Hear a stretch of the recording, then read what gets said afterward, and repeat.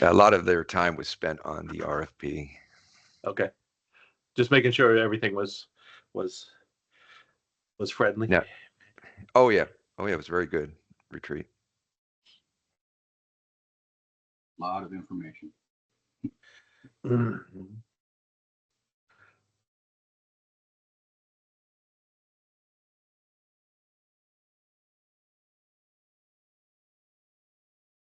I'm showing 9 o'clock. What does everybody think here? Let me get the list here, Seymour. That's Right. this is what I'm showing. Yeah. And I see the recording has started. So why don't we just get going? Let me call this meeting to order of the Strategies and Evidence and Outcomes Work Group. Today is Tuesday, December 3rd. Time is 9 o'clock. And we have myself. Is Robert here? Hello, Robert. Are you there? Not yet. Okay, well, we'll just keep going. The first section is on review, but I do see Andrea and Greg still in visiting mode, but part of SEOW in the thing. So okay, so we don't have Robert, and is hold on, I'm just looking down the list here. Is Dr. Laura with us this morning? She'd be the guest, but still, just wondering if she joined. Did not. Okay, fair enough. Let's go ahead. We don't have any action items, so why don't we just go ahead and get going and get started chatting. We'll start with, oh, okay, so we can't, I guess we don't have enough people. We'll just present the May meeting synopsis. Is that and cool? that's fine until So if anybody has any Robert. questions on the May meeting synopsis, just speak up and throw a sentence into the record. I do not have a comment. I'm fine. Anybody else that wants to say something? Going once, going twice. We'll just hold this for the new group when we get going, right? Is that okay with you, Glenn? That's fine. As an action item, I mean, just no questions Yeah. here. So it was pretty straightforward. No, there are no issues here. All right, so then why don't we just jump right into item 2, which is what we're just chatting. Let's just review our status first, and then go over if there's any things about the charter. You want to lead this, Glenn? Yeah, I can lead this. It was presented. I think you all know we presented an idea to the PEB and OEB boards back in September. The idea of, since we have been really kind of working where we've been doing,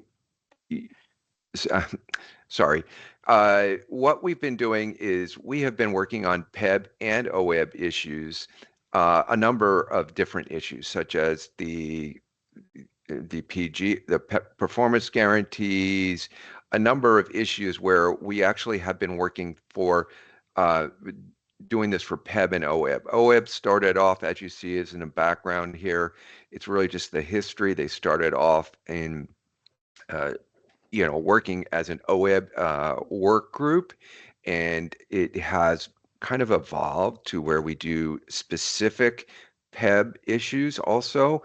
And Andrea and Greg have really sat in, and it's worked very well. I mean, there are a lot of benefits to doing this. And we had proposed back in September to both the boards that we make this official, that we have PEB or SEOW be a PEB OEB joint work group. The boards reviewed it. There was really no kind of complaint. There was they both really felt that it would work well, but because it was just presented in September, we we have a number of new board members on the OEB board that we would give them until December to actually give their final okay. Today would, will be going to the OEB meeting today to get their okay on the change, allowing the change in the charter, as well as we would adjust the membership to have 3 OEB board members on SEOW and 3 PEB members. So again, we have presented this, and because of this, we have actually redesigned the charter a bit. It's very much what we've done is we have pointed out, as in the background here, kind of the evolution to a joint work group. And what I wanted to do is just go over it, get any final changes you folks may have to the charter before we, finalize the charter. The first or the second section is the work group roles and responsibilities. That is basically kind of a general overview of specific responsibilities that SEOW has done in the past and would continue to do. This does not mean that SEOW wouldn't do other things as assigned by the boards or other projects that really kind of fall within its overall scope. You can kind of break this down to really evaluating and refining health quality measures used by PEB and OEB, evaluating existing clinical and health improvement programs that and recommending changes to the boards, and then evaluating new ones that really come through the renewal process or other avenues, and then discuss issues related to healthcare delivery, such as we have now, since last year, we've been doing an annual health, kind of looking at the future, health innovation report, as well as having each year a summer research group that looks at issues in more depth. Those are the overall roles. I would, just wonder from the SEOW group, did you feel that, there are other roles or responsibilities that SEOW really would want to put in its charter, or, kind of any changes to that? For me, it's good. It's kind of a broad statement. It encompasses quite a bit. Um, and that's fine. So that as times change, because everything changes every 6 months, even faster. So this kind of broad thing kind of, in my mind, covers quite a bit and is fine. Greg and Andrea, please comment. I feel the same way. It's not. It doesn't zero down on things so that if things change, it's fine. I think it's encompasses a lot of what is needed for the board. I don't think there's anything. I'm good with it. Put it that way. Okay, well, thank Yep, you. I agree. I think it's flexible enough to work with. So, yep, I think it's good. Okay, thanks. So the next section after that, Rose, if you could just go to the next page, is just the general guidelines on how SEOW operates. As pointed out, we've operated very much on a consensus basis where, every member is equal. There's not kind of a real hierarchy in regards to addressing issues, because we want to get everyone's opinion and get the multiple perspectives on that. The one thing that we did add to this section is really a statement that there was one concern that kind of came up from some, partners on this, is that what we would do is when we have these joint projects, when we have projects that cover both OEB and PEB, is that when making recommendations to the boards, the OEB members on SEOW would make the recommendation to the OEB board, and the PEB members on SEOW would make the recommendation to the PEB board. This does not mean, of course, the discussion has to be separate, but just the final recommendations that go to the board have to be, determined by the respective members on the board or on SEOW, excuse me.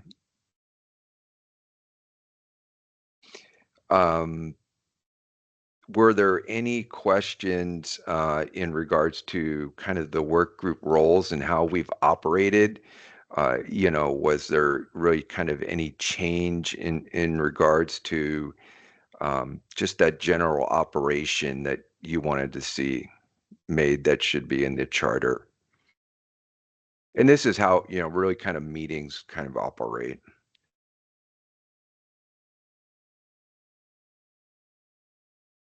I hate to do this to you, Glenn, but it took me a minute to find the board goals from our last retreat. And I'm going back to the last page, sorry, because I was trying to find the board goals, and I was thinking that I remember my mind, I was doing the 3 E's, and you had effectiveness, efficiency, and education was the third E that I couldn't remember. But I don't think that falls into see out. I just wanted to throw that down for a quick chat, that how we educate as being one of our OWEB goals anyways, that's not really in CL's perspective. I just wanted to make sure if everybody else was thinking about that, and especially Greg and Andrea about your PEB stuff. Did you do anything along the lines of educating your members for health as a goal? You're on mute, Greg, if you're chatting. Right. I'm talking to myself. I'm trying to think. I don't believe. Yeah. Ali just raised his hand. Yeah, sorry to butt in. Just, I think, one of the things that Greg's been heavily involved in with PEB is the PEB member advisory committee and the worksite wellness committees, and bringing that education to members, and working, hand in hand with the board to survey members I think, I'm going through an RFP right now, is kind of one of the next steps, is to get out there and get the member voice. And, I think that's definitely a charge of the PEP board. Thanks. So, okay, but there's a separate group that is kind of, that kind of work falls under, right? So I don't think it falls under CL, but I didn't want to leave it like not addressed by somebody. All right. And then that brings me up. I'm just kind of scanning because I know we talked about this 2 months ago, but I just wanted to make sure I saw it because I forgot until Ali just pinged my brain. How CL works with other work groups. Is that still in here? I'm just not. Well, it's, if you go back to the first page. I just missed it. Yeah, that I believe, maybe we don't have, we have in the past where the chair would, coordinate with the other work groups. But so, we can do that, or we can see about,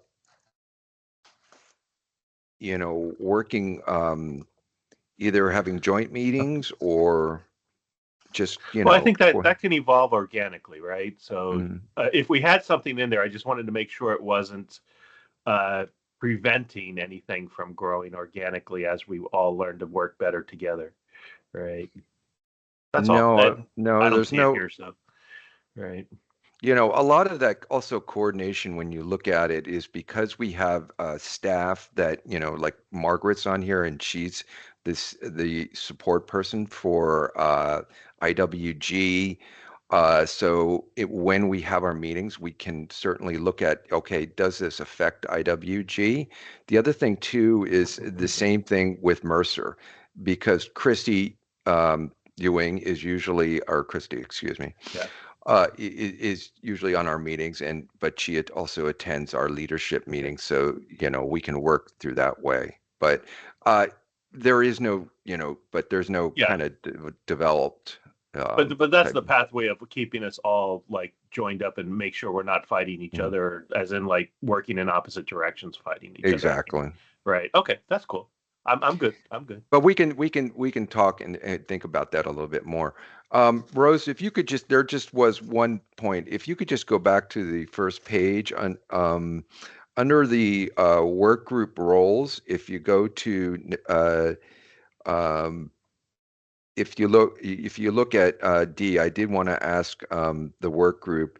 What we did is we kind of what we laid out some basic areas that we would use in really reviewing and evaluating benefit and programs, such as clinical outcomes. We use clinical outcome, health equity considerations relevant to specific board's goals, and then value and cost. And value meant really can mean a number of different things, but value to our populations or value to our organizations, and then the overall cost. What is, because that is of concern to both boards because of the 3.4%, but that there are other factors that CL or CL members can use in evaluating, like uh, impact on members, utilization, anything that they deem appropriate. But just to kind of, I wanted to just propose, I mean, we've had this, but just to really get the feedback from SEOW if they have any other areas that they feel anytime there's you know, benefits that we're evaluating or programs that really should be considered by SEOW in doing the evaluation. Again, I don't want to make this so prescriptive that, you know, there can't be other factors or other issues that SEOW members bring up, but I just wanted to in looking at this just to make sure that CL members agree or they feel there are other things that should be added. I'm just popping in my head here and just thinking out loud. I know we want to always be ahead of the curve in reviewing what other states or other regions in the country might be doing. For example, GLP-1 drugs were being done in other states with getting data and getting experience prior to our like really coming up to speed on it. But if we just have a kind of that look out of what trends are happening in other states, um, but I don't know if that's in this. I'm just thinking out loud now, so just bear with me as So I you as you I would like kind of market experience in a sense. yeah. Well, and just see when other states are making moves that are inventive or responsive to something that's going on in their region that we should be aware of. I think we can put in and this, well, I guess discuss, I would say, we can certainly put in market consideration as a factor, and when Mercer or another party is presenting, they certainly could put in what they know the market is doing on this, say, program or experience, benefit.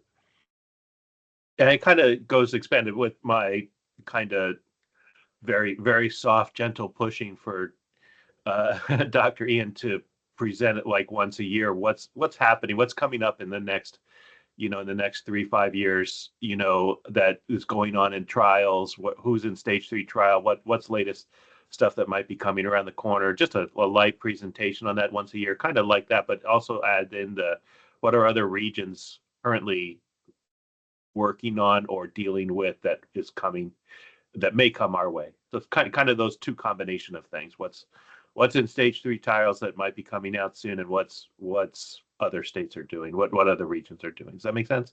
Am I just babbling here? Right.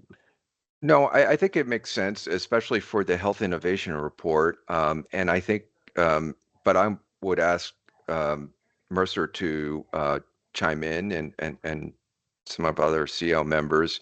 I think market experience can be, when available, a good way to look at, are we kind of doing something which is not not a bad thing many times, being out front. Or, do we have, and I think that almost could come underneath uh, really, kind of experience, effectiveness experience. I mean, how has something worked in the market among others? Uh, I think that wouldn't be, I actually think I think it would be helpful, but I'm gonna allow Mercer to chime in here.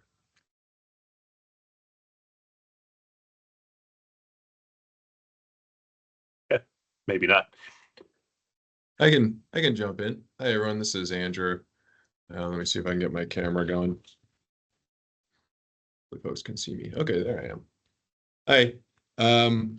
For those who don't know me, Andrew Hoffheimer, lead consultant on the PEB side for Mercer.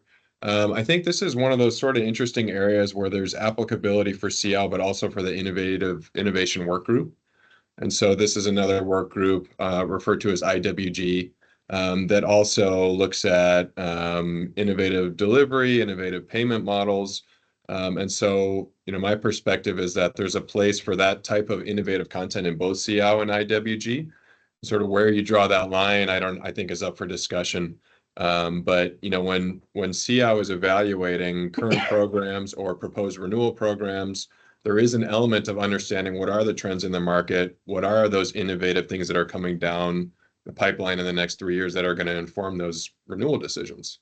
And so it's sort of a gray zone from my perspective, but I think that there's that both venues are appropriate for that kind of content. And it kind of depends on what goals are trying to be achieved by SEO or by IWG to sort of inform what that innovative presentation looks like. Yeah, and I see your hand, Damien, in a second. I don't see the IWG doing this kind of level of work in more detail. I see them more as a broad generalities like value-based payment kind of concepts and things like that that are at a much higher level. I'm looking much more detailed at very targeted or specific research and things that are going on in the healthcare industry. Damien. Yeah, I just wanted to add that we've got the health equity work group as well. And there is always going to be some gray area between those three groups. And I think any topic that comes up, the boards can decide where it best fits. Because we don't have real clean divisions between the three of who does what.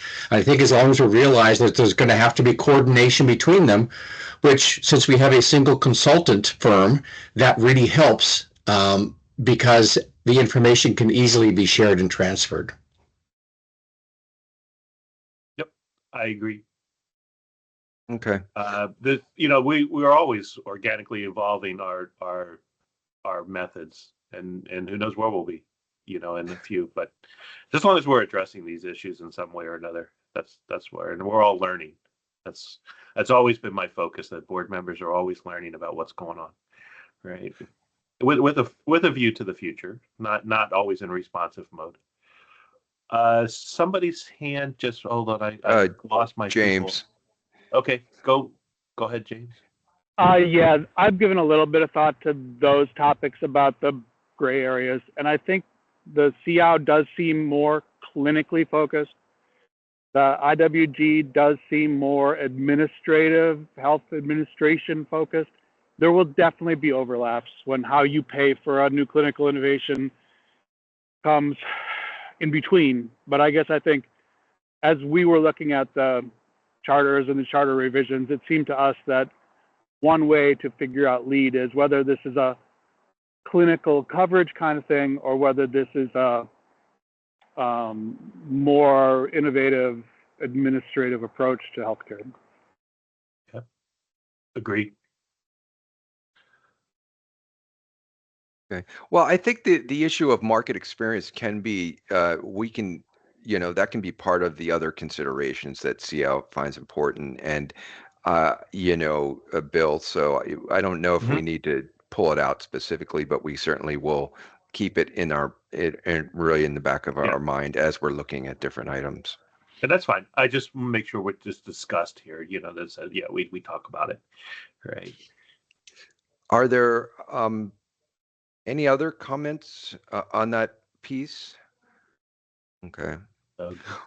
Well, let's jump back down to in members and officers, section 4. As I pointed out, we'd have 3 members from PEB, 3 members from OEB. They would serve 2-year terms. They can be, there's no limit on how many terms they can serve. Um, the and then we'd have a chair who would run on a 1-year basis, but again, the chair can be reappointed. This is, of course, the chair is determined by the SEOW members themselves. We'll probably start the voting. I'm looking at September. We can, officially start that because we've never really done that in the past. When we have votes on the members and then the chair themselves. But again, is there any question in regards to the number of members or really the, having 2-year terms with, like I said, unlimited amount of reappointment if necessary, and the chair being on a 1-year basis, again, with the ability to be reappointed. That's all fine by me.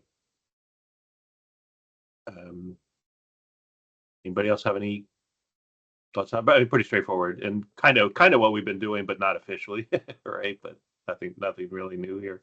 All good. Yeah, there's nothing. I just wanted kind of more in Yeah. the sense we've in the past it hasn't been really specifically around the timing, for terms. It's never been in our charter, but okay. Are there any last issues or questions in regards to the charter before we? I just wanted, the idea was before we go ahead and mark this as finalized or revised, was there any final changes on the charter? And again, we wouldn't officially, well, I mean, until both the boards approve, the joint work group, but this would be kind of, which would be hopefully happening this month, but once it does, then we will remove the draft and put in a date for the revise. Excuse me.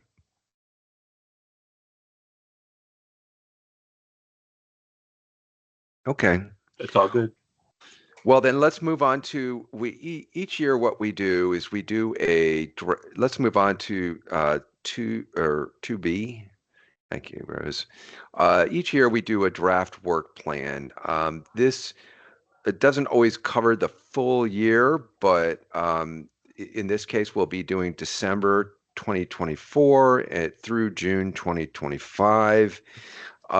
What this work plan is just that it gives us kind of a guide on what we will be addressing each meeting. It lays out, what the topic is, the purpose, what we wanted to come out of this, and then our presenters on that. I do want to say that it is a working draft. Many times we have to make changes due to resources, other priorities that come from the boards, or just, kind of administrative changes. But it gives you kind of a general idea.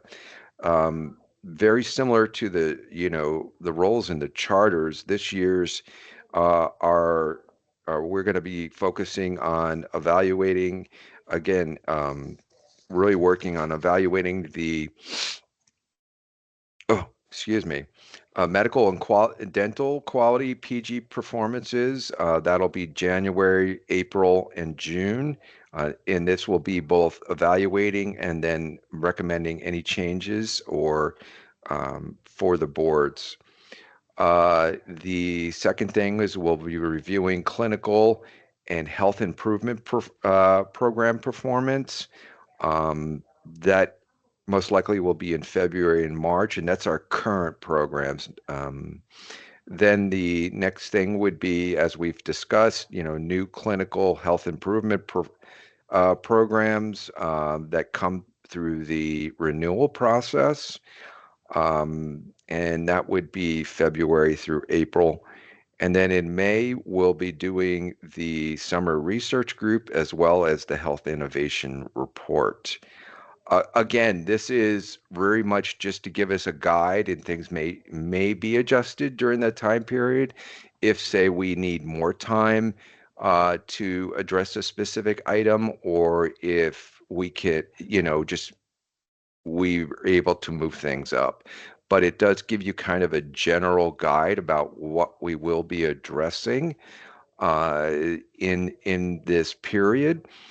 Um, I wanted to ask if folks had any uh, expected, other areas that they feel that SEOW should. I mean, it's a pretty packed work plan for that period during renewals, because this is where a great amount of our work is done.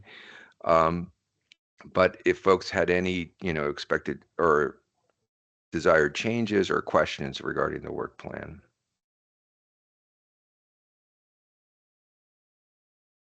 I was just wondering, I know we need to get our recommendations to each of our boards. End of April is our board's approval for the upcoming renewal package.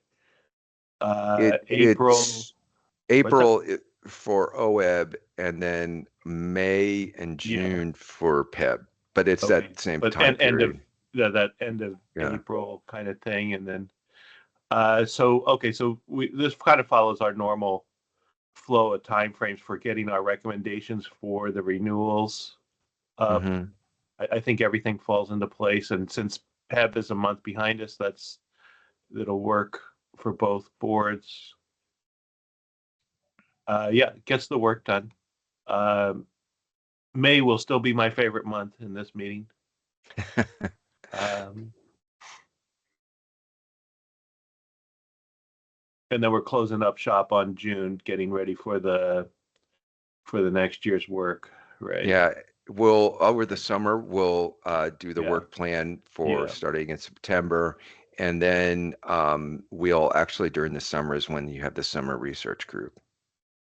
And then just cleaning up the dental stuff, getting ready for the upcoming year's work, not the upcoming year's renewal, but the upcoming year's work. Yeah. Yeah, it's basically, we generally run it like we've done in the past on a September through Sure. June timeframe, with summer, July and August off, similar to the boards. So Greg and Andrea, my brain is calibrated to the OEB schedule. Is this cool with way you guys work through your annual year of work?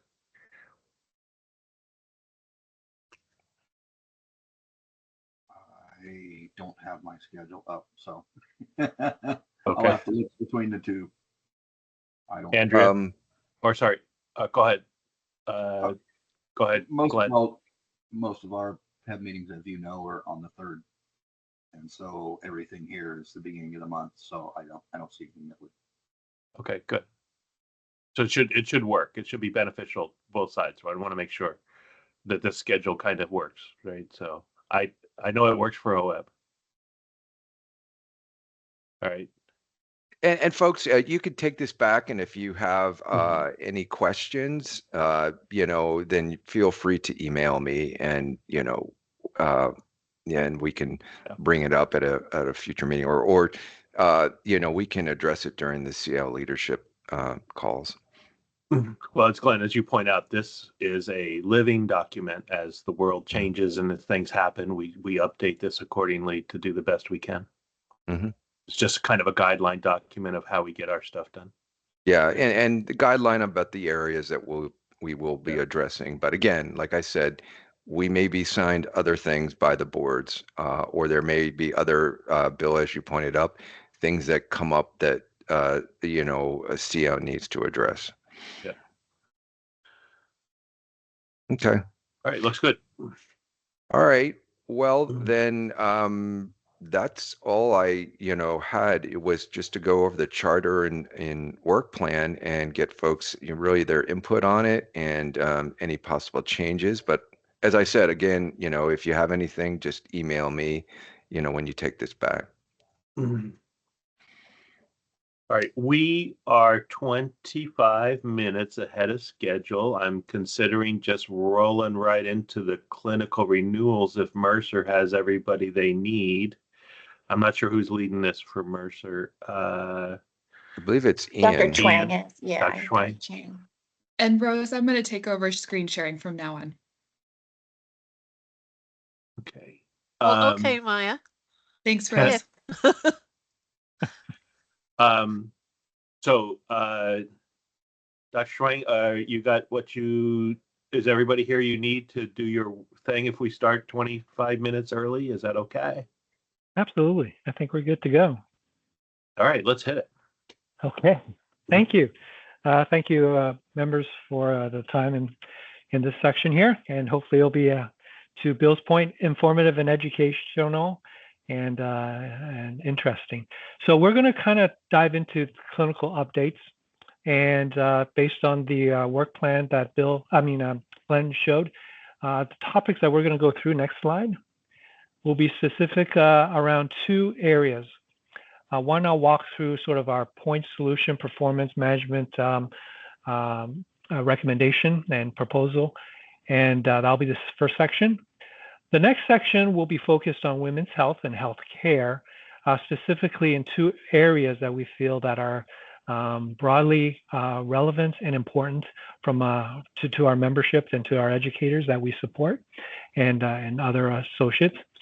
And it's around pre-pregnancy and fertility support. And the next topic will be around the menopausal support as well. So that will be the next hour and a bit. We have plenty of time to go over the material as well as answer questions as we go. So I open that up as well. Next slide, Maya. Before we proceed, obviously we want to welcome back the PEB and the PEB board members that are joining us, Andrea and Greg. Welcome. I haven't had the pleasure of interacting and working with you, and I look forward to that. Next slide. Okay, so let's dive into point solution performance management. If you don't mind, the next slide, let me just level set. So again, within the purview of SEOW, we are somewhat clinical, but then we get into strategy and tactical guidance and feedback to the board around point solutions. So let me define that. Point solutions are additional programs, products, and services that we add to the plan for the members that are being served. And they really do two things, right? We're trying to supplement or augment the traditional medical care.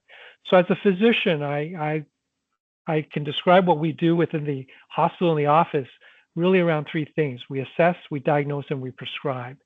But as we're seeing and learning to achieve health and to recover from illness, it's more than just having a diagnosis and a prescription. There are a lot of things that augment and support those members in their care journey. So point solutions do to a certain extent, some of them focus on that. We also provide education, improve health literacy, help that member understand more holistically their condition, their illness, as well as how to maintain and achieve health and well-being. So that's an element that certain point solutions focus on.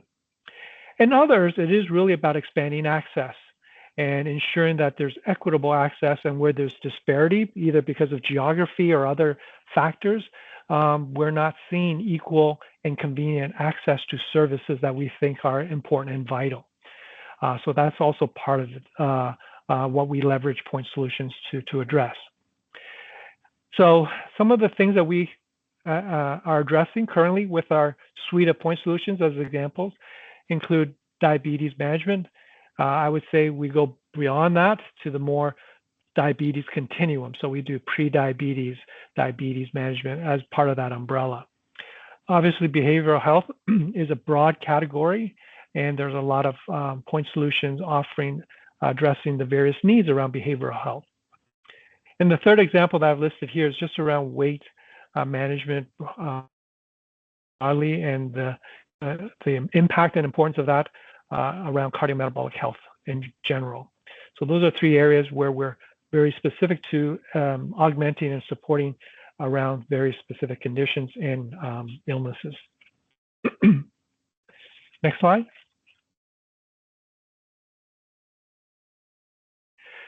So here is an inventory list of the various vendors and the program solutions that they offer through OWEB and PEB, just to give you a sort of a landscape of what's currently in place. And we try to break it down in sort of a meaningful description by clinical areas. So we've got behavioral health as the first row, and the vendors and their programs. So these are things outside of the carriers, include Gemini, Spring Health, Maru, Talkspace, Headspace, Calm, so that everyone knows what's available supporting members. Around cancer risk, we have Gabby in place, which is allowing women to basically do a risk assessment of their breast cancer risk and using that information to guide screening and prevention care. Telehealth is the one that's addressing access, convenience, and availability of clinicians, and we have SiriusMD, Teledoc, and Express Care for that. Musculoskeletal, our partner for that is SWORD. Around cardiometabolic and weight management, broadly the whole continuum of cardiometabolic conditions, we have Weight Watchers, Omada, Mighty, Livongo, Omada, Heal, and Virta. Supporting fertility care, we've got Progeny and KindBody. And exercise and just broadly, health and well-being, we've got Active and Fit, OnePath Select, and Sprout Wellness. And then to support care management, we've got Pathfinder, Kaya Health, eviCore, and Strive Health. So that's kind of what's in place across OWEB and PEB from a point solution vendor partner. Any questions about that? In just kind of the broad picture, high 30,000 feet level view, the more the merrier, or too many causes a problem? A consultant answer. It depends. Obviously, the need for many partners identifies potential areas of opportunity, gaps, and strategic ways to impact in a positive way. That being said, from a member experience and member journey and the clarity of that member to know what's available and to access it, it becomes confusing. As you can see from the names, none of them are intuitive in the name what they actually do or the kinds of services they offer, right? So it's not something that you can quickly look at a list and say, okay, I know what I get from that program or service. So there's challenges there. So it's something that I think is within the purview of SEOW as we evaluate these programs. If there's one that's not achieving the outcomes that we would expect or hope, we would have to ask that question, where's it falling short? Is it lack of awareness, or is the experience not good, or are they not effective? And then we've got to be smart about, is that something we consolidate? So I'm definitely not a fan to just put more in, recognizing that more may be necessary to address very specific need. But then simultaneously, how do we optimize this experience, consolidate where it's not working or where we can improve the experience?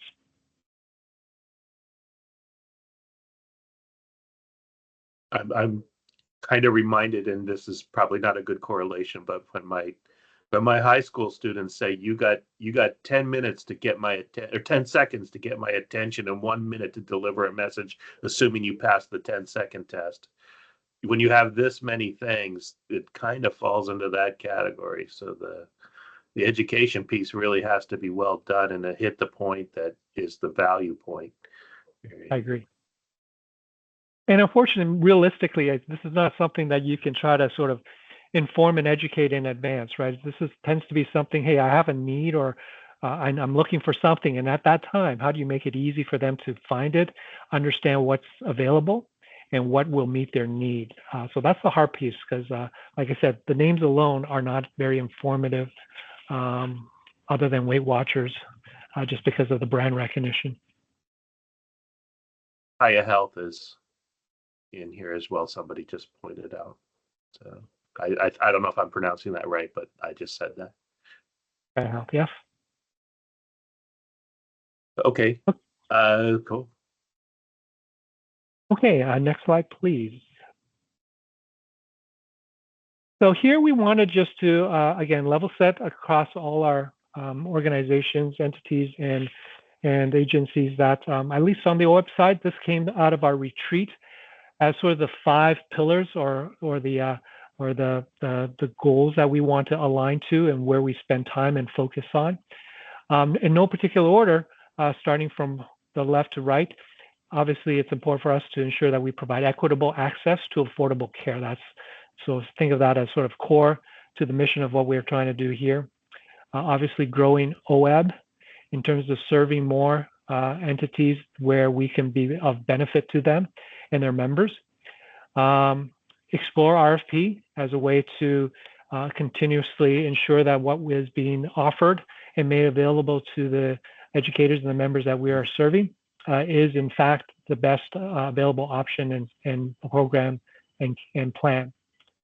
Member education is important, is always constant, right? It's helping our members understand what benefits they have, but then to the example around point solutions, what available services and programs can they take advantage of for their unique needs or gaps that they feel that they need to address. And lastly, reduce the out-of-pocket costs. Obviously, cost is always an issue and challenge. But then the members' individual out-of-pocket costs is something that we're always cognizant of as we expand scope of services and add more programs. But then also in the environment of increasing healthcare costs is something that we have to recognize and address and optimize the best we can. So as we go through, these 5, not all of them are germane to everything that we're going to discuss and recommend, but everything should tie to at least one, if not more, of these board goals that we stated for the 25 to 27 biennial year. Okay, next slide, please. Okay, so when we get to point solutions, a subset of those 5 goals that will be part and parcel of what we are trying to optimize and address are these 3. It is about equitable access and to ensure affordability in through that access. So if we are supplementing traditional benefits and services because we see a gap, we want to do that in a way that addresses that gap, but then make sure that it's not negatively impacting the plan. And similarly, the last one, not prohibitive from access because of out-of-pocket costs to the members. In the middle, obviously, with any program, it is about member education on the front end, just helping them know what is available for them as part of their OEB benefits. But then through the programs, helping them become health literate in specific areas around those health and well-being issues or the conditions that we're trying to address or optimize. So these 3 are sort of the key to this section that we're going to go through next. Next slide. So when it comes to the point solution performance management, again, referencing the SEOW charter that Glenn was reviewing, we want to provide oversight of these vendors and their point solutions, evaluate them in terms of are they achieving and meeting the need that we anticipated, but also achieving the goals and the potential outcomes that is possible. And if anything is falling short in any of those areas, what can we do from a recommendation, from a guidance to optimize? And it could include, replacing and with an alternate partner solution. So part and parcel of this is going to be sort of looking at their data, making those requests of our vendor partners, reviewing them within SEOW, and discussing them and making some recommendations to the board. Our recommendation suggestion is for the first round, kind of dive deep into the behavioral health point solutions and those will be inclusive of these that are listed here under the spotlight. They'd be Gemini, Spring Health, Maru, Talkspace, Headspace, and Calm. And our recommendation is for a couple reasons. One, as you can see, there's already sort of plenty here for us to dive in to really understand what within behavioral health are each of these point solutions addressing, how well they're doing in performing in those areas, how well they're connecting to the members in terms of addressing and meeting their needs, and obviously their satisfaction with this. So we're thinking that's plenty for us to focus on. But simultaneously, for those other vendors that are in place now in that previous vendor landscape list, we'll make those requests, but evaluate behind the scene, but not make that a focus for the SEOW work that we plan for the coming months, if that makes sense. Let me pause there with that as a recommendation. Is that good place to start, get our teeth into the data and our vendor solutions, and really optimize the suite that we have available around behavioral health, and then we'll update you on the other solutions and point solutions that are in place, and identify performance issues and bring that to SEOW as they're identified. I would agree with the behavioral health. That's kind of the over-encompassing, of a great many things. Great. So what we'll typically roll out is, as part of the renewal process, we'll make the data requests broadly, but then specific things that we feel that are pertinent and germane to our evaluation, we'll make those explicit requests as well. And then as that data comes in, Mercer will package that up and make that presentation to SEOW for review and discussion.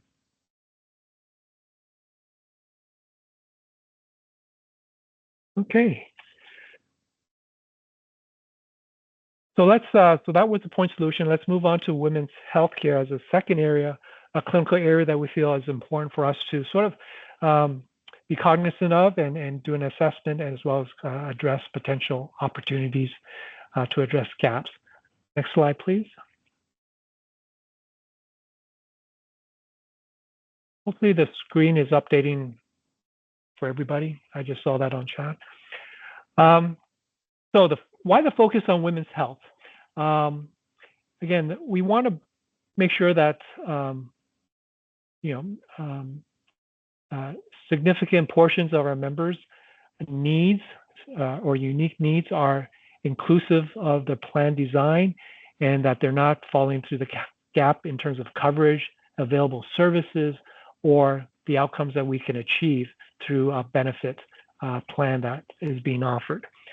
So around women's health, as we can see, not surprisingly, it is a significant portion, if not the majority, as it turns out, on both OWAB and PEB. So we've got about 170,000 women spanning OWAB and PEB. That actually accounts for about 8% of all women within Oregon State. So it's a meaningful population group. But then when we break it down into OWAB and PEB specifically, the proportion is 55% of OWAB members are women, and 52% of PEB members are women. And then sort of cursory look at some of the claims and experience information identified and raised a potential opportunity for us to look at pre-pregnancy and fertility support as a clinical area to quantify and assess gaps in care and opportunities to address and improve the experience as well as the needs for this significant portion of the population being served. Similarly, the same argument could be made around menopause support. So that is the reason these two are percolating up, and we can kind of dive deeper into the data and statistics around this for us to consider. Next slide. Just a quick one. I'm not suggesting this, but it's just in my head because of another discussion I'm having on the side with OEB, cancers that are dominated by women, and specific to women. I don't want to say specific, but where certain types of cancer are there. Is that interesting? Or I mean, it is to me. Obviously, it's interesting to any woman, but obviously, it's kind of out there. Yeah. Yes, fair point. And so again, for the broader group, just some historical perspective. So, we've been tracking as part of SEOW some of the cancer screening statistics and performance across the plans. And breast cancer screening is obviously very important. And then there's been some changes in terms of the recommended screening time frames for mammography. So the mammography screening from the United States Preventative Service Task Force is for the general population of women that are not at higher risk of breast cancer or don't have any known risk factors. So that's for the general female population. So we're tracking that from a care optimization with on the OEB side with MODA and Kaiser. Last year, we identified that while the age of screening is being lowered because we're seeing cancer, and specifically the women cancer of female cancer for breast cancer occurring in younger age population. That is why for the shift in that age for normal screening, that would be important to address the potential risk of high-risk women that need to have even more frequent or different forms of cancer, breast cancer screening. So that's why we added Gabby. So Gabby went live with this current plan year, specifically to offer women a tool that's user-friendly, consumer-friendly, that gives them the necessary data to assess their breast cancer risk, by which they can use that information to basically go off the recommendation to a personalized cancer screening protocol. So yes, cancer is unique in terms of breast cancer predominantly is in women, although some men do get breast cancer as well, but very rare. So that's sort of one component of this. So when we're talking about women's health, the two that we have raised is sort of the continued expansion to ensure that the unique health needs specific to women are well captured and supported in the plan. So these two you can think of it as the next extension of that effort. Okay. So if we, yeah. No, go ahead. Keep going. Okay. So this slide here kind of breaks it down further. So this may be an oversimplification, but just to convey, we broke down the age categories along sort of biological concepts of what would be health-related issues as a female member goes through their life journey. So we look at it from a teenage year. So these would be the dependents, the young women that are in the earlier phases of maternal age range. What we call advanced maternal age range is being called out because of the specific potential healthcare needs and challenges with women in this age who choose to seek a family or pregnancy. And then the last two are sort of characterized or categorized based on biological processes around perimenopausal changes, and then the menopause phase of the women's life journey. When we look at it that way, you can sort of see the breakout across both OEB and PEB in terms of the relative proportion. And you can see sort of, where maternity is going to be impactful is obviously the age 18 to 45. And then the question that we are bringing to SEOW to consider is, ensuring that the perimenopausal and the menopausal periods, and basically menopausal support broadly, the needs and potential impact of members in the last two age category. Again, not insignificant in the sense that they're about 35+% across both OEB and PEB each. So just based on the relevance to members in terms of proportion, numbers, I think we can make the case that these are significant and potentially very impactful. See a hand up, Enrique. I find it interesting first that this slide's very interesting, not just from a OEB, PEB, OHA point of view, but also just employment trends in general, right? Just an interesting side note. Enrique. Yes, good morning, everybody. I guess my question is, and I'm gonna get this wrong, so my apologies to all women and medical professionals. So I appreciate the data, and I see that there's a large number of our young maternal members on that range of 23,000 and 20,000 on OEB and PEB. So let's make the assumption, right, that a great number or a good percentage of these individuals will become pregnant. And, pregnancy is I guess, a life-changing event for many, right? But more for a woman physically and emotionally and psychologically. So I was wondering if we are adding additional support systems. I know we added the doula, which is an amazing thing for us to do. But post-pregnancy, like the I'm forgetting the term, doctor, so I need your help here. Post. Postnatal, yes. Yes, postnatal. Are we provide like emotional health or mental health, or are we adding anything to that base So of the post-pregnancy? yes. So I will say that at this point, I think this is the beginning of that discussion. I think we're presenting and making the case that this is an important area, and then to look at it from an OEB and PEB plan design. Do we have all the pieces to support that individual through their care? So yes, doula is a component of that.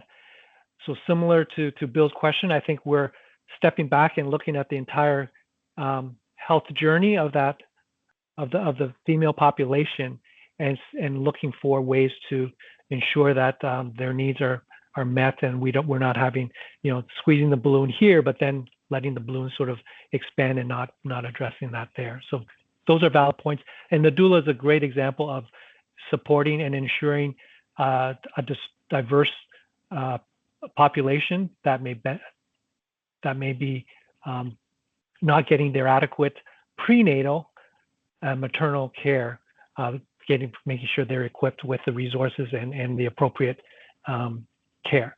So that was the prenatal effort there. You're right. Yeah, because I often third-handed or hear that depression is a big component or issue after a birth. So I was just wondering if, I guess I'm looking for the medical term, but I think you know what I'm trying to say. Postpartum depression. Yes. Yeah, postpartum depression. Yes, thank you. Yes, that's the clinical term. So yeah, I think you identified that, and we can go to the next slide, because then we're trying to lay that out of all the potential. So around pre-pregnancy and fertility. So we're focusing on up to pregnancy. So postpartum would be after the pregnancy. So let me make the case that, next slide, that it would make sense, and that there's potential opportunities and potential for significant impact if we look at the pre-pregnancy support more holistically. And broadly, they fall into sort of 5 buckets, as illustrated here. I think we forget, or we don't speak to it specifically, but as you're growing up, we're often reminded, right? We have to keep ourselves healthy and take care of ourselves now, because if we don't, later on in life, some of those things become something that will impact us. That is true for chronic diseases.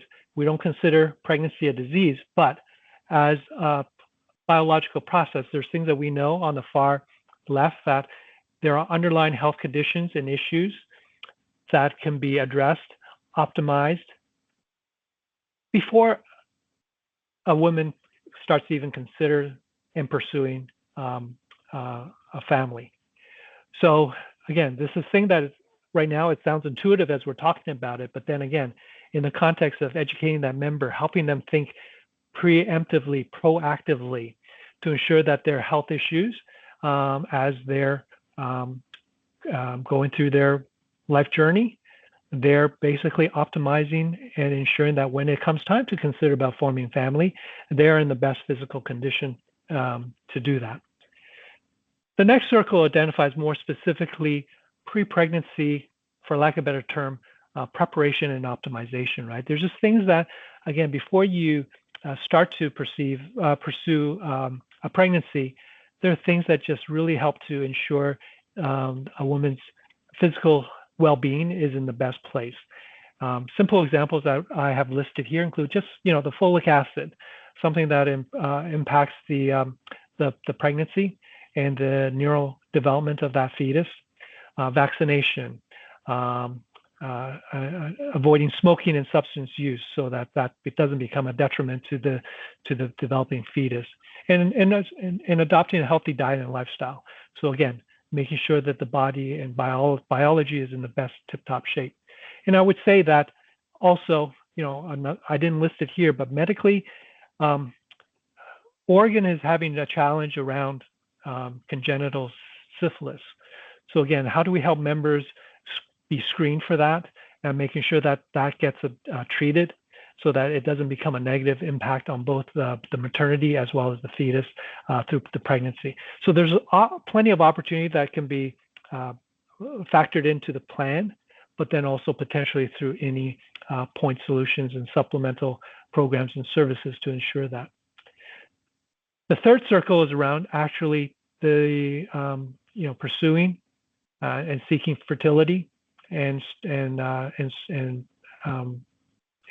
seeking pregnancy. So how do we ensure that the members have what they need to pursue that and to be successful in their family forming plans? The second and last one is around screening and testing. Again, making sure that we have coverage for standards of care around genetic testing and things like that, but then managing health risks as they come up. Again, this is in context of pre-pregnancy and maternity care. But Enrique, to your point, at some point we want to also make sure postpartum everything is there as well.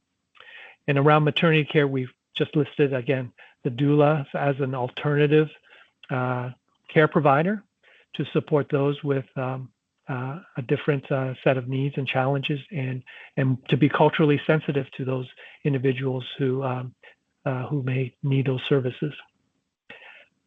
So just this alone around pre-pregnancy, again, it's not a single entity or a concept. There are potentially a lot of areas for ensuring that a health plan is supporting that individual to be in the best biological condition, but then also meeting the needs of their fertility planning and services.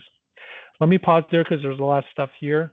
But this would be somewhat pretty inclusive from an optimization of women's journey towards maternity.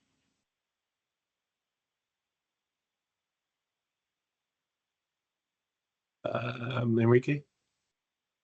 Oh, yes. Hi. I appreciate the information and the data. I just want to acknowledge that I'm probably not the best person to speak about pregnancy. I want to check my space and my privilege as a male. So I just want to make sure that others, who are not male or straight, feel comfortable speaking up and saying it, or even if your staff. I don't know if I'm maybe crossing the line. I don't know. I'll need to talk to me about that.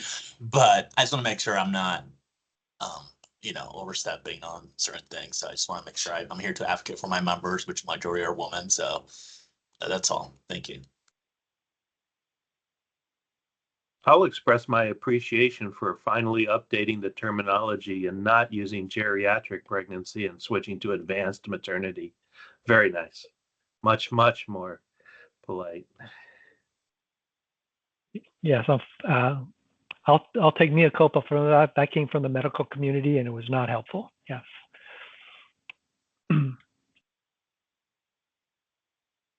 So hopefully this, as you think through to Enrique's point, the members that you're representing and those that you know of, hopefully you can see that this has potential impact. There may be gaps that you've been witness to, or you're aware of, that having this from a member education, plan design and services to support would be hugely advantageous for the benefit of a successful pregnancy, but then also the a healthy outcome. So the next slide kind of states the proposed recommendations for the SEOW to consider, is just to do that deeper dive, right? To explore really the options in place and what's available in the marketplace, what's the available services, what others are doing around this space, to ensure that the benefits are available and that we can truly support those individuals in this process of forming a family to achieve their goals.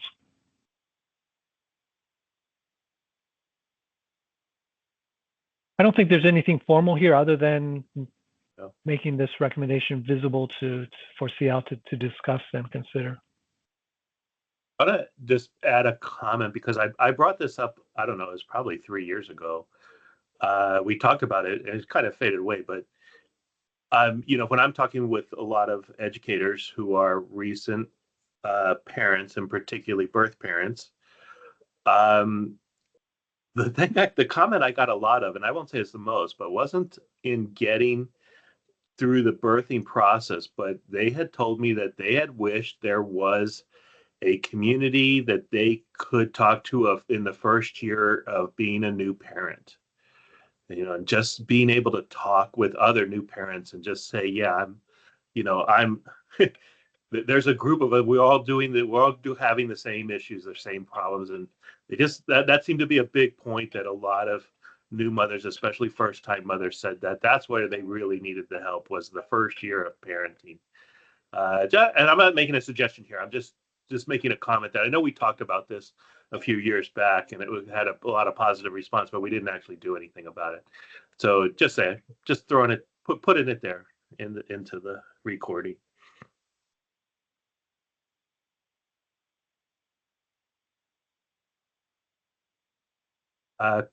Christy just raised her hand.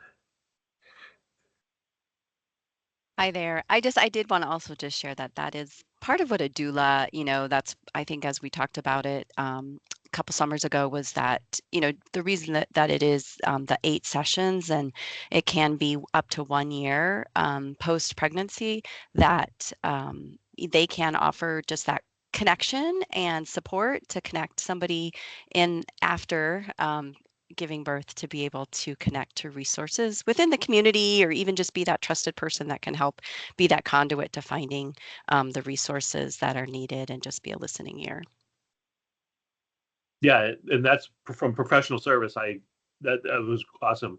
I was thinking more along the lines of these people, and David Douglas actually put in a program in one of their elementary schools for first year moms, and it was really popular. Like, it was booked, and so a couple other school districts did it. And the doula is great because it explains a lot, it gives you a lot of education and stuff like that. But some of these mothers just wanted to be around other moms, right? Just to talk, right? What do you call it? A circle. We call them just peace circles, but it's just along those lines. But anyhow, I know that's not part of here, but that's just kind of some stuff to think about.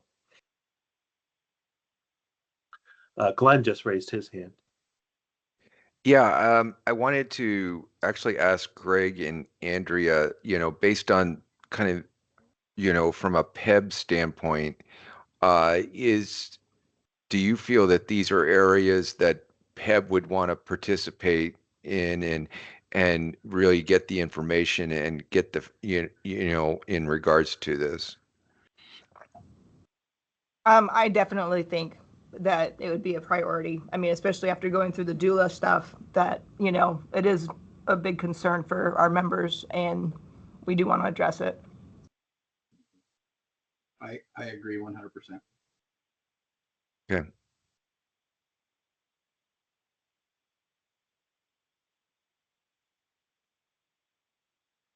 Okay.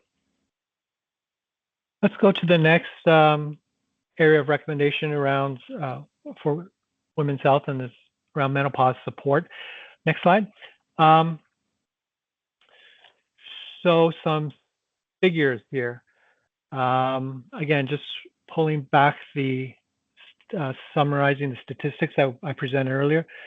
The impact is around 50,000 plus women currently. So again, as employment tenure continues on, and as we each age, the people that get added to this higher age group continues to grow. But currently, that would be about 37% of OEB female population, and on the PEP side, it's about 33%. And so it is significant at over a third in each group. So when we're talking about menopause, it's really around the start of some of these symptoms that I listed here, which occurs in what we say is the perimenopausal period, and it's around 45 to 55. Everyone's different. Their journey is different. So are their symptoms. But I'm sort of doing it at a macro level. So it can include what we call vasomotor symptoms, or the hot flashes as one example, but it's heart palpitation, etc., and all those other things. But some of the more significant ones could include muscle wasting, bone loss and osteoporosis, the increased risk of depression, anxiety, and other mental health, behavioral health symptoms. Change in body composition and metabolism can occur because of that, because of the hormonal changes, and that can also impact on the cardiovascular risk. So, for example, heart disease, the risk changes subsequent to entering menopause period. So, again, each individual journey is unique, and that's part of the challenge. You can't just bucket everybody into the same set of expectations and experience and challenges. On the employment side, there's studies that show menopause symptoms do have a broad range of impact, not just on their own individual quality of life, but then in the workplace as well. And that gets manifested in different forms, in different ways. And it depends also on the nature of the workplace, the environment, the culture, and whatnot. And so again, mea culpa, this last bullet is for myself and my colleagues, right? We, as clinicians, as physicians, we know about this area, but there's very few of us that are well trained and fully understand sort of the impact, but also the medical treatment and options. So sometimes, unfortunately, we bucket this as normal life experience and process. True. However, we can't discount that this can have a major impact on that individual.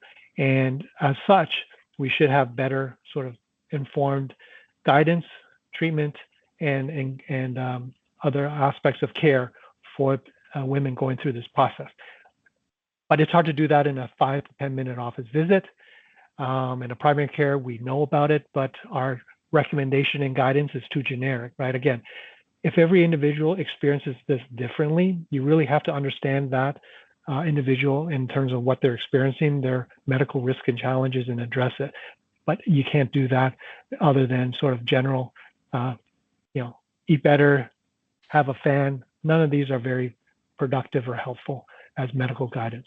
So those are the gaps. So this is a good example of the importance and value of extending what can be made available to the educators and members of the entities and agencies so that they have the resources. They can be self-advocating. They can be informed and be proactive in their own care and management of these health needs. Next slide. So member education, and obviously making sure they have access to the right care. So it's more than just access broadly, but I think it's to the right resources. Again, an MD may not be the best person to help coach and guide that individual through their process and experience, but there are other people that are better and more knowledgeable and experienced. So menopause support is intended to help individuals navigate both the physical and the behavioral health side of their process and experience. It is to manage and alleviate symptoms, which is what they perceive and feel, but equally important is to also optimize and reduce some of the potential medical risks that can develop as a result of that. And the support that can include lifestyle, resources. Just as your body is changing, your metabolism is changing, it will have to be reflective in terms of how you approach nutrition and diet potentially, and physical activity. Medical treatments are available. Again, these need to be sort of a joint medical and patient decision-making process around hormone replacement therapy or supplements. Many supplements are over the counter. Not all of them are appropriate, or not all of them are ideal. And obviously strategies for managing emotional and psychological aspects of this transition. It's a life change. We all know it's coming, but that doesn't make it easy, understood, or well managed. So again, some of these services, especially around the health and well-being, is currently covered and available. It's just that it's not framed, and we didn't make the connection for our members that says this is also important for you if you're starting to enter your perimenopausal or menopausal phase. So again, it's tapping what's there and available, identifying, reviewing what are potential gaps that we may want to consider addressing in different ways. But again, these are the questions that we're tabling for SEOW to explore and discuss and make recommendations. Next slide. So we bring in sort of some external data points. There's growing interest in menopause support, and I'm not sure it's because as I was preparing this, I was pulling materials and looking for things on internet, but all of a sudden I was getting things pushed to me around menopause. There's a global sort of effort and focus, renewed focus on women's health, I would say, post-COVID. So this is not something that's unique to us as we're tabling this for discussion. It is broadly across other employer groups, and I would say also across different health systems globally, as I'm seeing. But the statistics that we have here is sort of gives you some sense. Physical symptoms do lead to higher utilization because women are trying to seek remedies for these symptoms that are not easy to address and manage. So it's 100% plus higher utilization of healthcare resources is the statistics on that. 45% of women experience psychological symptoms that include anger, irritability. So, it's a trying time, and that can be reflective in behavioral health issues. 62% of women who have experienced menopause symptoms said it impacted them at work. 75% of women experience physical symptoms, including the hot flashes, night sweats, palpitations, and migraines and headaches. So these are significant stats and figures. From an employer support option perspective, there's really 5 kind of opportunities here, and we'll go into a deeper dive in the next 2 slides. But broadly, the first 3 are sort of what the plan benefit can help support by making sure we've got good and appropriate medical and prescription coverage. Evaluate vendor solutions to address gaps and deficiencies in the traditional medical care model. Engage those existing vendors, again, through making sure that members understand and know what is available to them and when and where they can be helpful for their personal journey. The last 2 are around sort of the macro environment and challenges that women going through perimenopause and menopause may experience around work experience. So those 2 things are sort of called out as well, and we'll address them as well. Those last 2 are italicized because we know that it's different because these are going to be at the agency and entity level, right? We're talking about workplace impact and everything from leadership to culture to our peers to facility and workplace environment. All those things become impactful. So next slide. So from a plan design and opportunity there, these are sort of the the categories or programs that we want to explore, see what is in place, and then make a recommendation back to our board, respective boards.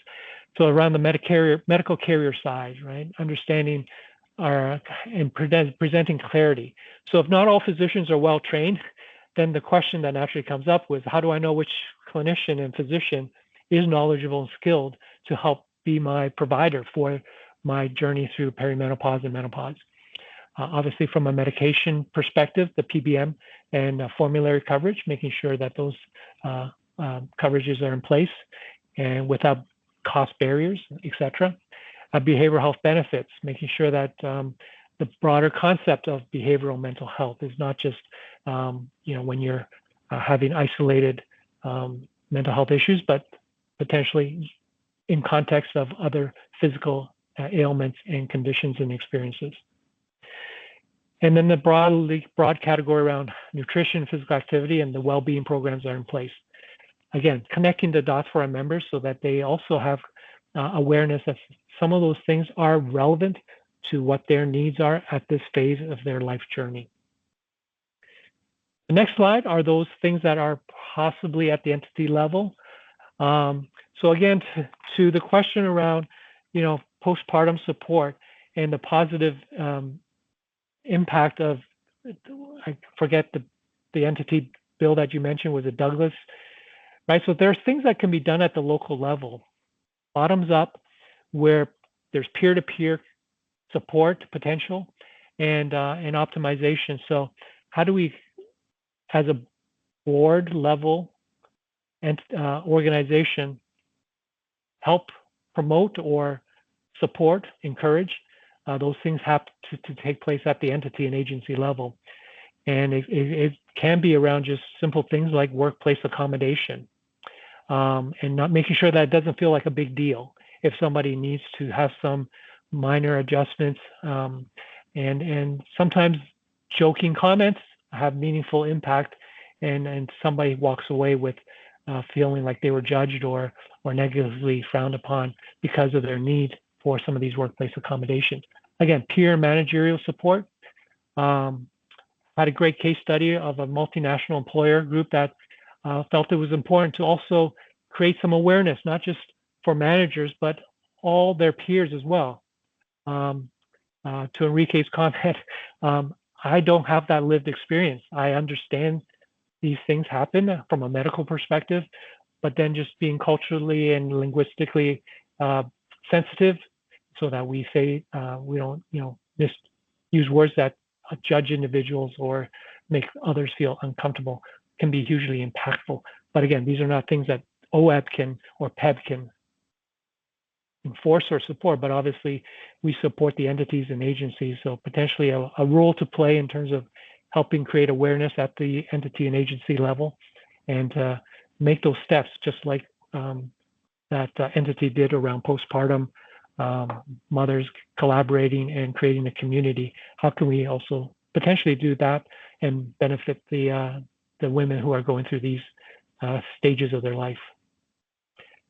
So that's it from a content, and basically the last slide is just sort of the recommendation that we're proposing for SEOW to consider, which is taking a dive and really understand the members' experience and the potential gaps and areas to optimize their experience and journey and to achieve a better outcome and experience in these areas around menopause and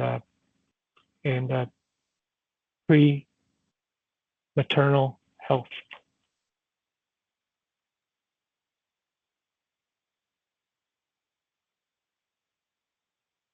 Bill, you're on mute. Glenn, go ahead.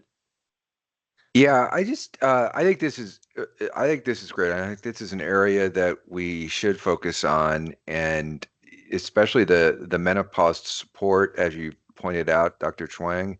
It's a growing area, especially among other employers, in providing those really the global services, both at the healthcare health plan level and as well as at the worksite level. And in regards to, I had a question, I think, to Christy, in regards to the coordination that Damien talked about with the health equity work group, I would assume that this would be something that we would include in our renewals if approved, and that when we get responses back, that though I think this area really kind of fits the bill overall in regards to addressing health equity, that would be something that we might want to have the health equity work group do, run the tool or the health equity tool on, and to once we get those proposals, in. I agree, Glenn. I think it definitely makes sense to bring it to the health equity work group and do a deeper dive on it, use the screening tool, and yeah, depending on what is kind of proposed as part of the renewal process. Okay. Thanks, Christy. You're welcome. I was just sliding back through the slides, and I know when it comes to, we always talk about the intersectionality of various health issues and how they all relate to each other. And in your one slide, you just talk about cardiovascular risk, as an intersectionality between menopause and other health related issues. But I'm wondering if there's a need to look at that deeper than more than just that.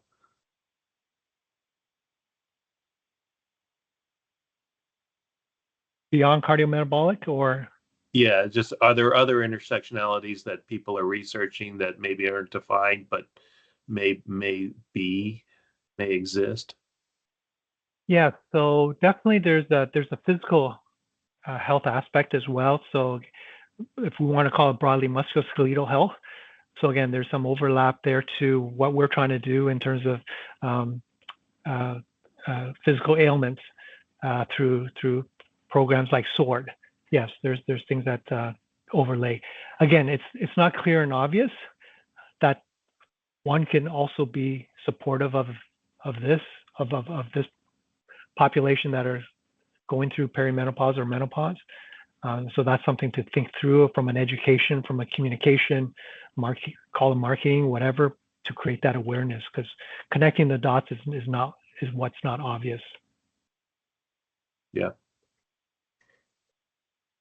Does the medical community consider this like a value-based research now, or is it past and gone, or has it never been addressed? It's been under addressed. Again, for better or for worse, we focus on disease, right? We're a disease treatment system. So we try to solve the catastrophic. So there's more research on cancer than there is on something that we've historically have just called a phase of life that you go through.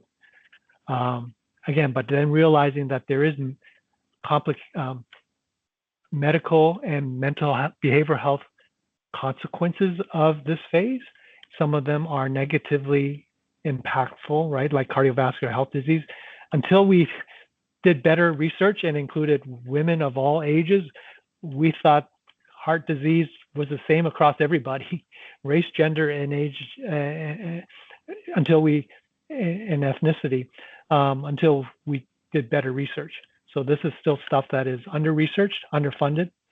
And ironically, for better or for worse, Halle Bailey had to wave the flag to create more public awareness, because that's her mission, is to generate more research and more knowledge around menopause symptoms. So kind of generically, we kind of focus research by Paretoing death rate, and things that don't really get associated with death rate get kind of lowballed. On the medical side, and not to disparage pharma, but they go where the medication that has the potential biggest dollars, right? So hormone therapy, they're generic. There's not a lot of research funding there for PBM to pursue. All right. Any other comments from anybody? Hearing none, let's do our 10-minute break now. So at 10:45, is that we'll do the last item on the agenda. So let's enter a break mode till 10:45.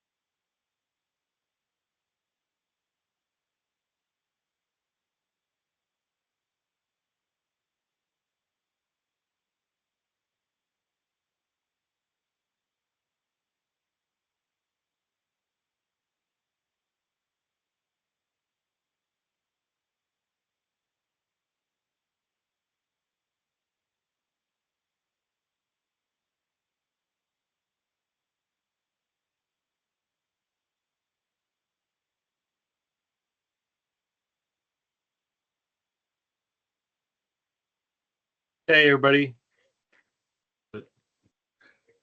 How's it? Let's see. I see 2 smiling faces.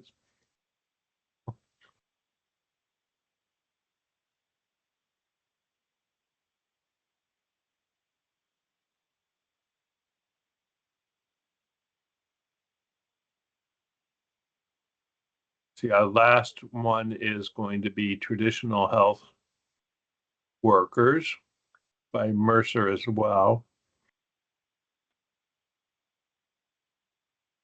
Let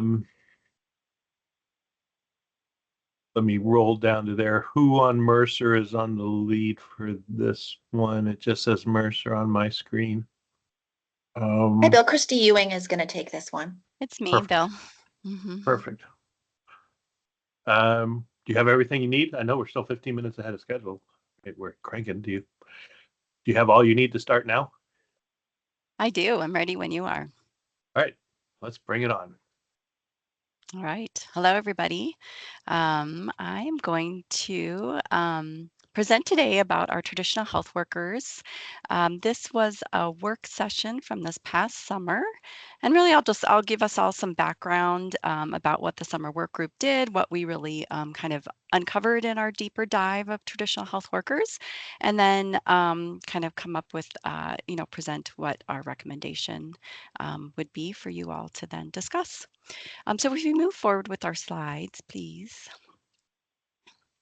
And so just first, again, jumping into some background, we typically, as Glenn had shared earlier, do a summer research group as part of SEOW.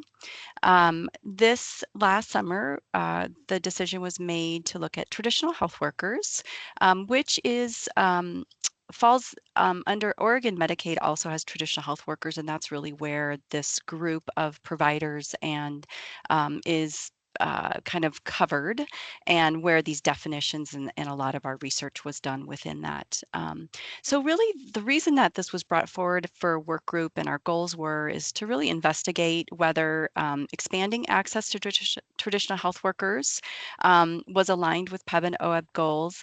It could close gaps in care, oftentimes through providing culturally and linguistically appropriate services and filling needs that are oftentimes unmet within our traditional healthcare system.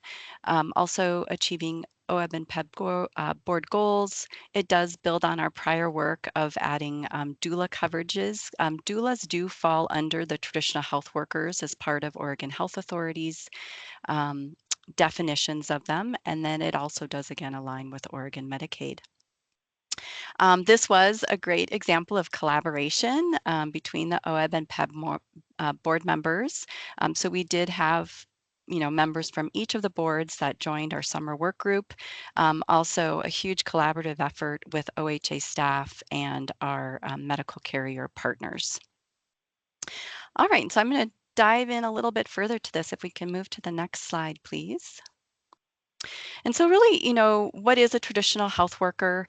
Oftentimes, these are people that are living in the communities in which they are serving the members of that community. And they fill different roles. And I have a little bit more deeper detail on that. But there's a couple, things that a traditional health worker can do. They can just be a conduit of connecting somebody to resources within the community, or also people within the community to the healthcare system. So really a reciprocal relationship of connection there. Also oftentimes have shared lived experiences, maybe have shared language. And so again, kind of this trusted person serving the community. And again, they are a bridge. Oftentimes for populations that maybe have distrust of the medical system, maybe don't know how to navigate the medical system, they can really act as that bridge. And then also there are some traditional health worker types that can help specifically with different types of health needs. Moving on to the next slide, I had attended the Oregon Rural Health Conference this year, and so this comes from the Northwest Regional Primary Care Association. I love the diagram because it really does kind of show what where a traditional health worker kind of sits. And again, it is this bridge between our healthcare system, maybe in the primary care clinic, and then the community. And it is really important for traditional health workers to be in both of those spaces. And so that is, and that is what we heard through our research, particularly as we heard from Lily Sintum with Oregon Health Authority on where the traditional health worker program has really had success and what some of those best practices are. Moving on to the next slide. So there are different types of traditional health workers. And we did, not this past summer, but the summer before that, looked at birth doulas. We have an example later. I'll share a little bit about what that process looked like. So that type of traditional health worker is currently in process of being covered for PEB and OEB members. The other types on here, community health worker. This is one of the types of traditional health workers that is broad, is one of the most common, being placed within like a primary care clinic. And again, really helping connect that member with different services within their community, helping navigate different resources, or maybe, trying to learn more. Again, has that same lived experience language oftentimes to be that trusted person. A navigator, health navigator, is more somebody who really does help navigate through maybe a more complex health care need, what different types of treatment options are there, maybe different resources, different types of services that they can get, and really helps guide and navigate that person.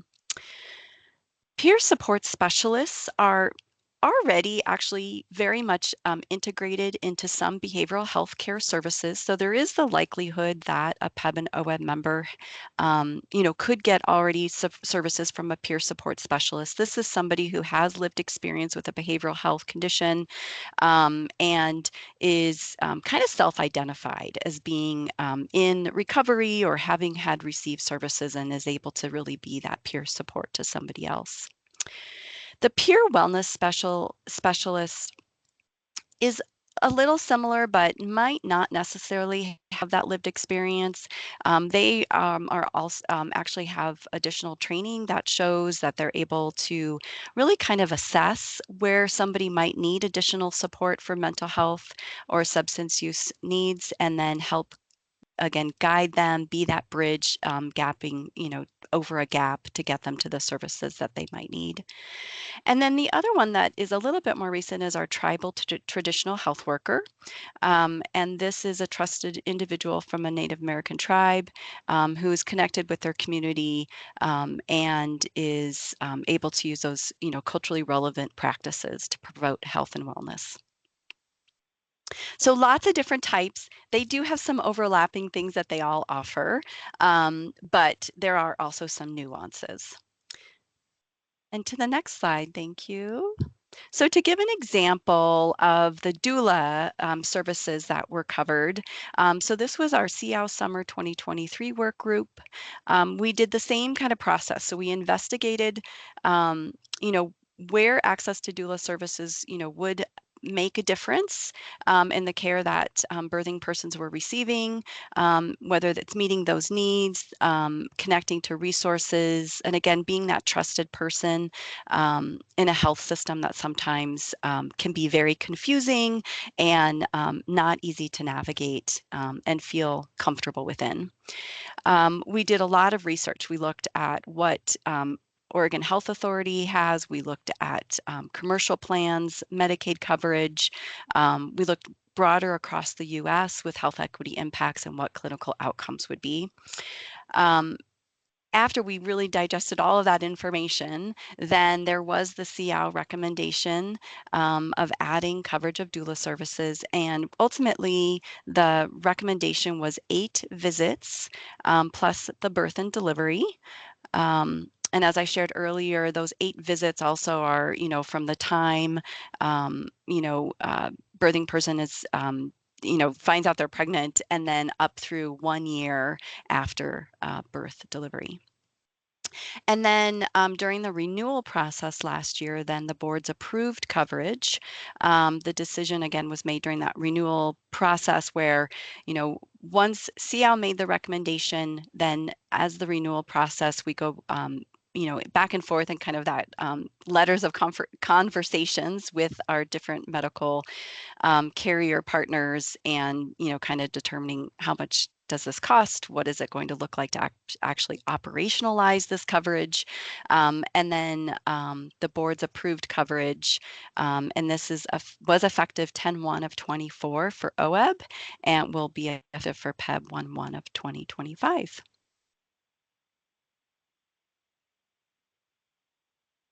And so kind of taking that same process for these other types of traditional health workers.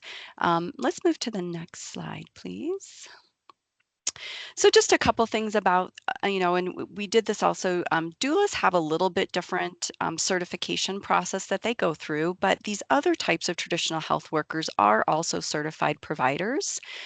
There's a couple different pathways that Oregon Health Authority has laid out for traditional health workers to become certified. There is the Traditional Health Worker Registry that once they are certified, they get on the registry to show that they have this certification. And you can see there is some reciprocity also with some other states, Washington, California, and Idaho, which is really beneficial since, many of PEB and OEB members do kind of live on those border areas as well. Moving to the next slide. And so, one of the things as we did a deeper dive into the research and the benefits of traditional health workers and the services that they provide, they really do help improve health and the members' experience. And this really just shows the different areas that we can see, again, that improved patient communication and trust. I heard this great statement, and it was at the Oregon State Reform Conference last week, or the week before that, sorry, that was healthcare moves at the speed of trust. And I think that this is such an important component is to really build trust and it enhances the patient's experience. It increases health equity. Again, having these linguistic, cultural relevant services, socioeconomic understanding, just really provides for more equitable care. It actually helps the staff experience also. So this is, again, from this Northwest Regional Primary Care Association, that they really found that their staff, and this also comes oftentimes with compassion fatigue, oftentimes the staff in clinics and providers want to help. They want to see their patients get better. And so it's really hard when there's a barrier to getting that person to care, or maybe there's a lack of trust in the system, or it takes a lot of time to connect to community resources, finding the different resources that are specific to fit the needs for that person. So they also did say that they found a lot of increased staff satisfaction within their clinics because they were actually able to have traditional health workers as part of their clinic and help their patients get the care and the resources and support that they needed. So we also were able to do a little bit of a deeper dive into kind of what type of coverage is there right now, like how many clinics have traditional health workers already part of their care delivery. And so MODA, because they have their EO-CCO in Eastern Oregon, were able to kind of pull some information that showed about 75% of OEB and PEB members in Eastern Oregon are assigned to clinics that employ or contract with traditional health workers. And we know that, again, for what we've learned and in our deeper dive, that OEB and PEB members would benefit from this expanded access to the services that traditional health workers provide. I've talked a lot. I'm just going to pause for a minute. I don't see any hands up, but just wanted to give a moment. All right, let's move to the next slide, please. So these are just a couple of other examples that were shared at this Oregon Rural Health Conference. So the first example is Orchid Health. They have 6 primary care clinics in Oregon, and they really did approach where they were integrating. They did a very just intentional integration of traditional health workers into prenatal care. And really what they found that there was a reduction in, different social disparities and barriers to care. And so the traditional health workers were really able to connect their patients to different community resources to be able to answer questions or maybe alleviate concerns. Again, be that trusted person. Their traditional health workers did a really good job at finding those social services. So some examples they gave were birthing classes, connection to doulas, car seat programs, and then assisting with WIC enrollment. And then also additionally, there were some other services and supports that were offered, which again was kind of like within the workplace environment, lactation laws, and breastfeeding support, even like being able to help find a lactation consultant that could support and help that person. The second example was from the Northwest Primary Care Association. So again, this is a larger conglomerate of clinics. And so they were applying for a grant. And so they really tracked closely a lot of what their traditional health workers were doing. And so this is just some of the data that they shared from September of 2021 through March of 23. And so you can see here again, a lot of these, I would say, closing gaps in care, and also these community-based referrals and connecting people to resources. So lots of vaccine appointments scheduled, lots of outreach events, community, again, that thinking back to that picture of that traditional health worker that kind of has one foot in the clinic and one foot in the community. Outreach events and activities are a great way to maintain that.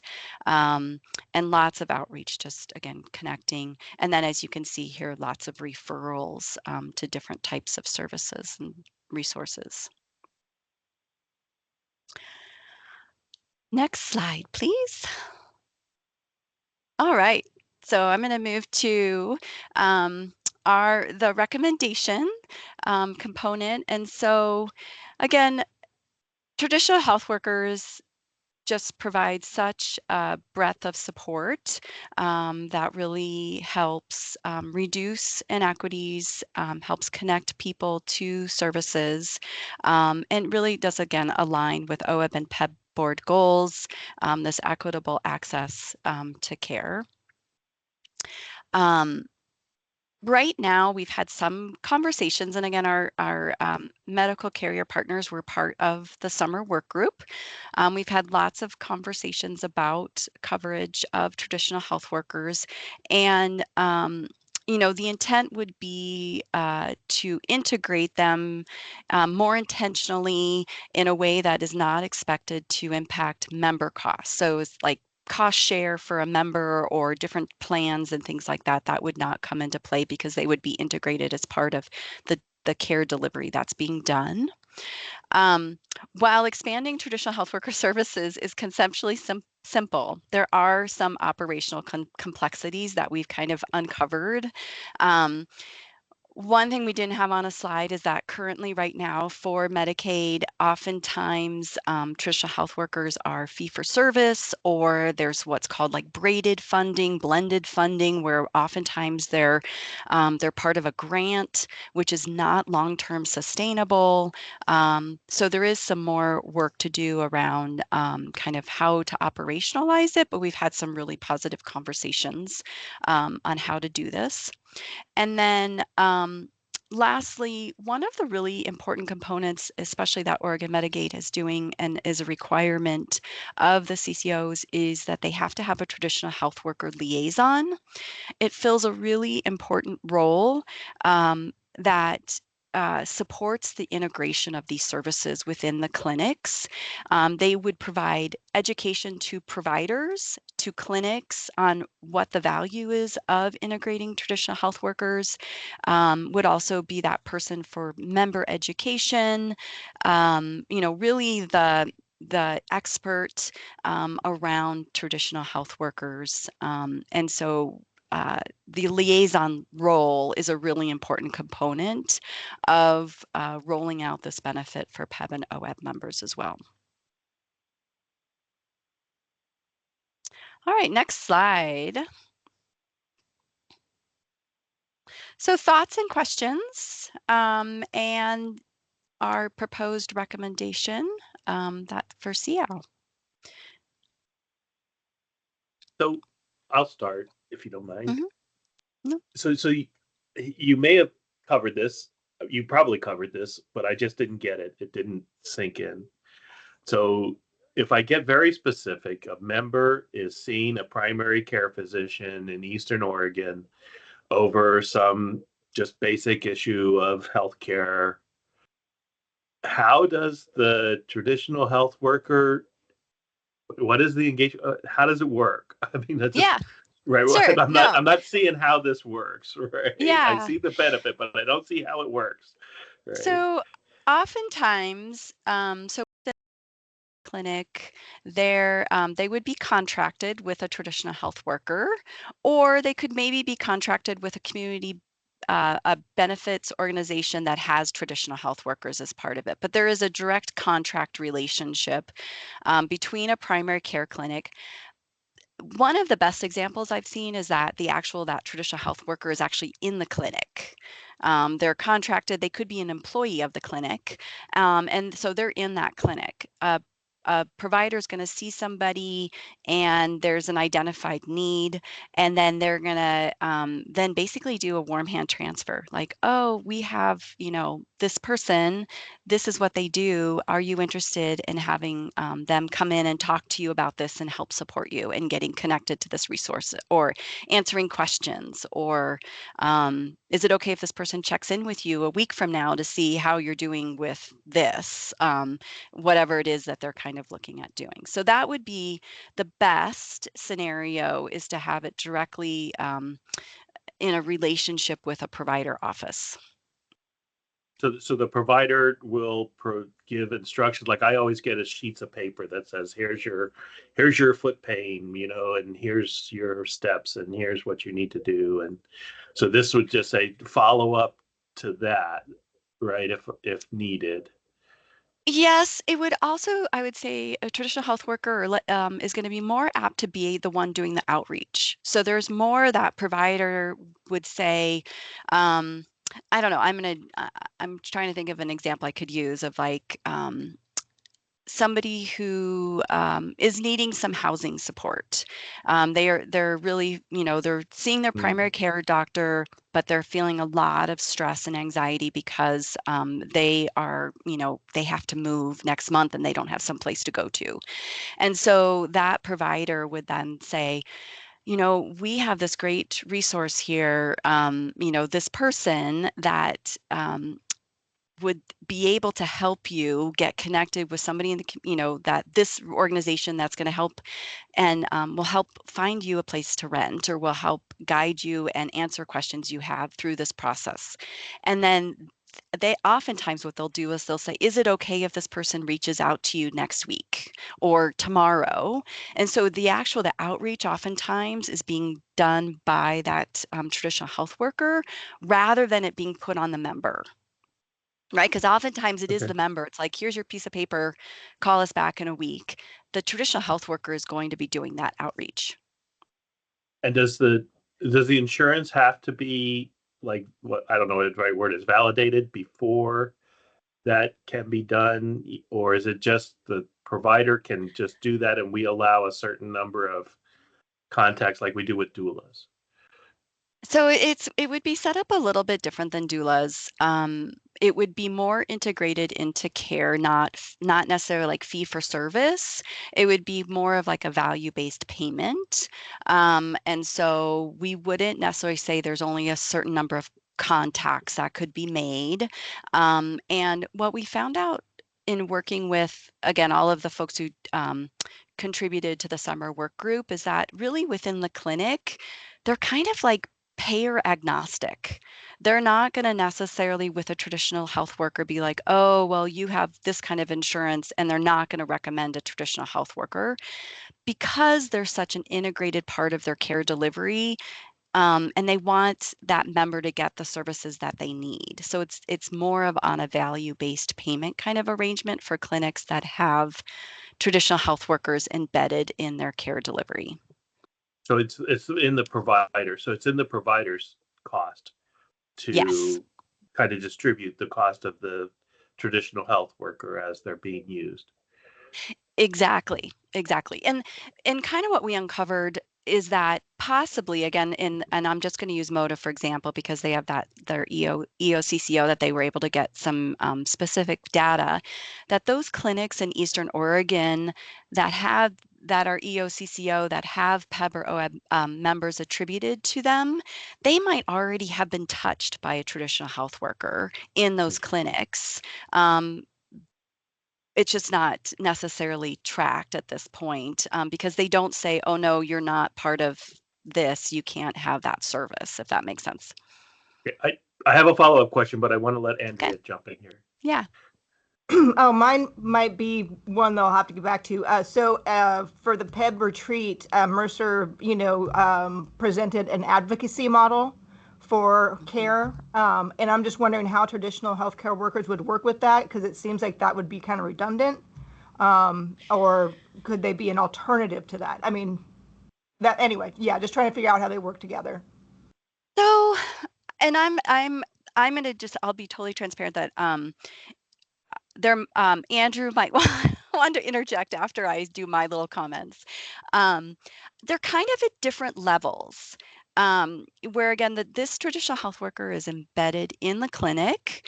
And so there is this just kind of this relationship, oftentimes we know when a provider recommends somebody to connect with a person, and my experiences as a behavioral health kind of integrated person, when that provider pulled me in as a behavioral health person to then speak to that patient and help them out, there was already a trust that was established.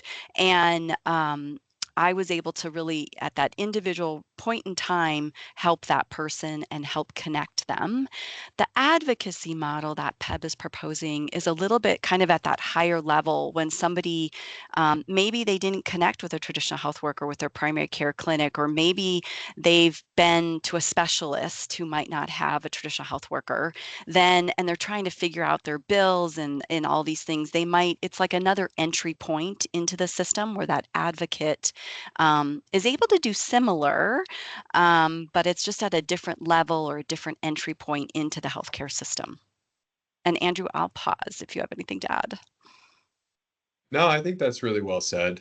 There would be some warm handoffs from the advocacy navigator to the traditional health worker in many instances, wherever that's appropriate. And so those advocate navigators would really be experts in PEB benefits. And so they'd be able to identify when it's appropriate to do so and make that connection. Okay, and I know this is kind of a selfish question, but does that mean we're paying extra for both? I mean,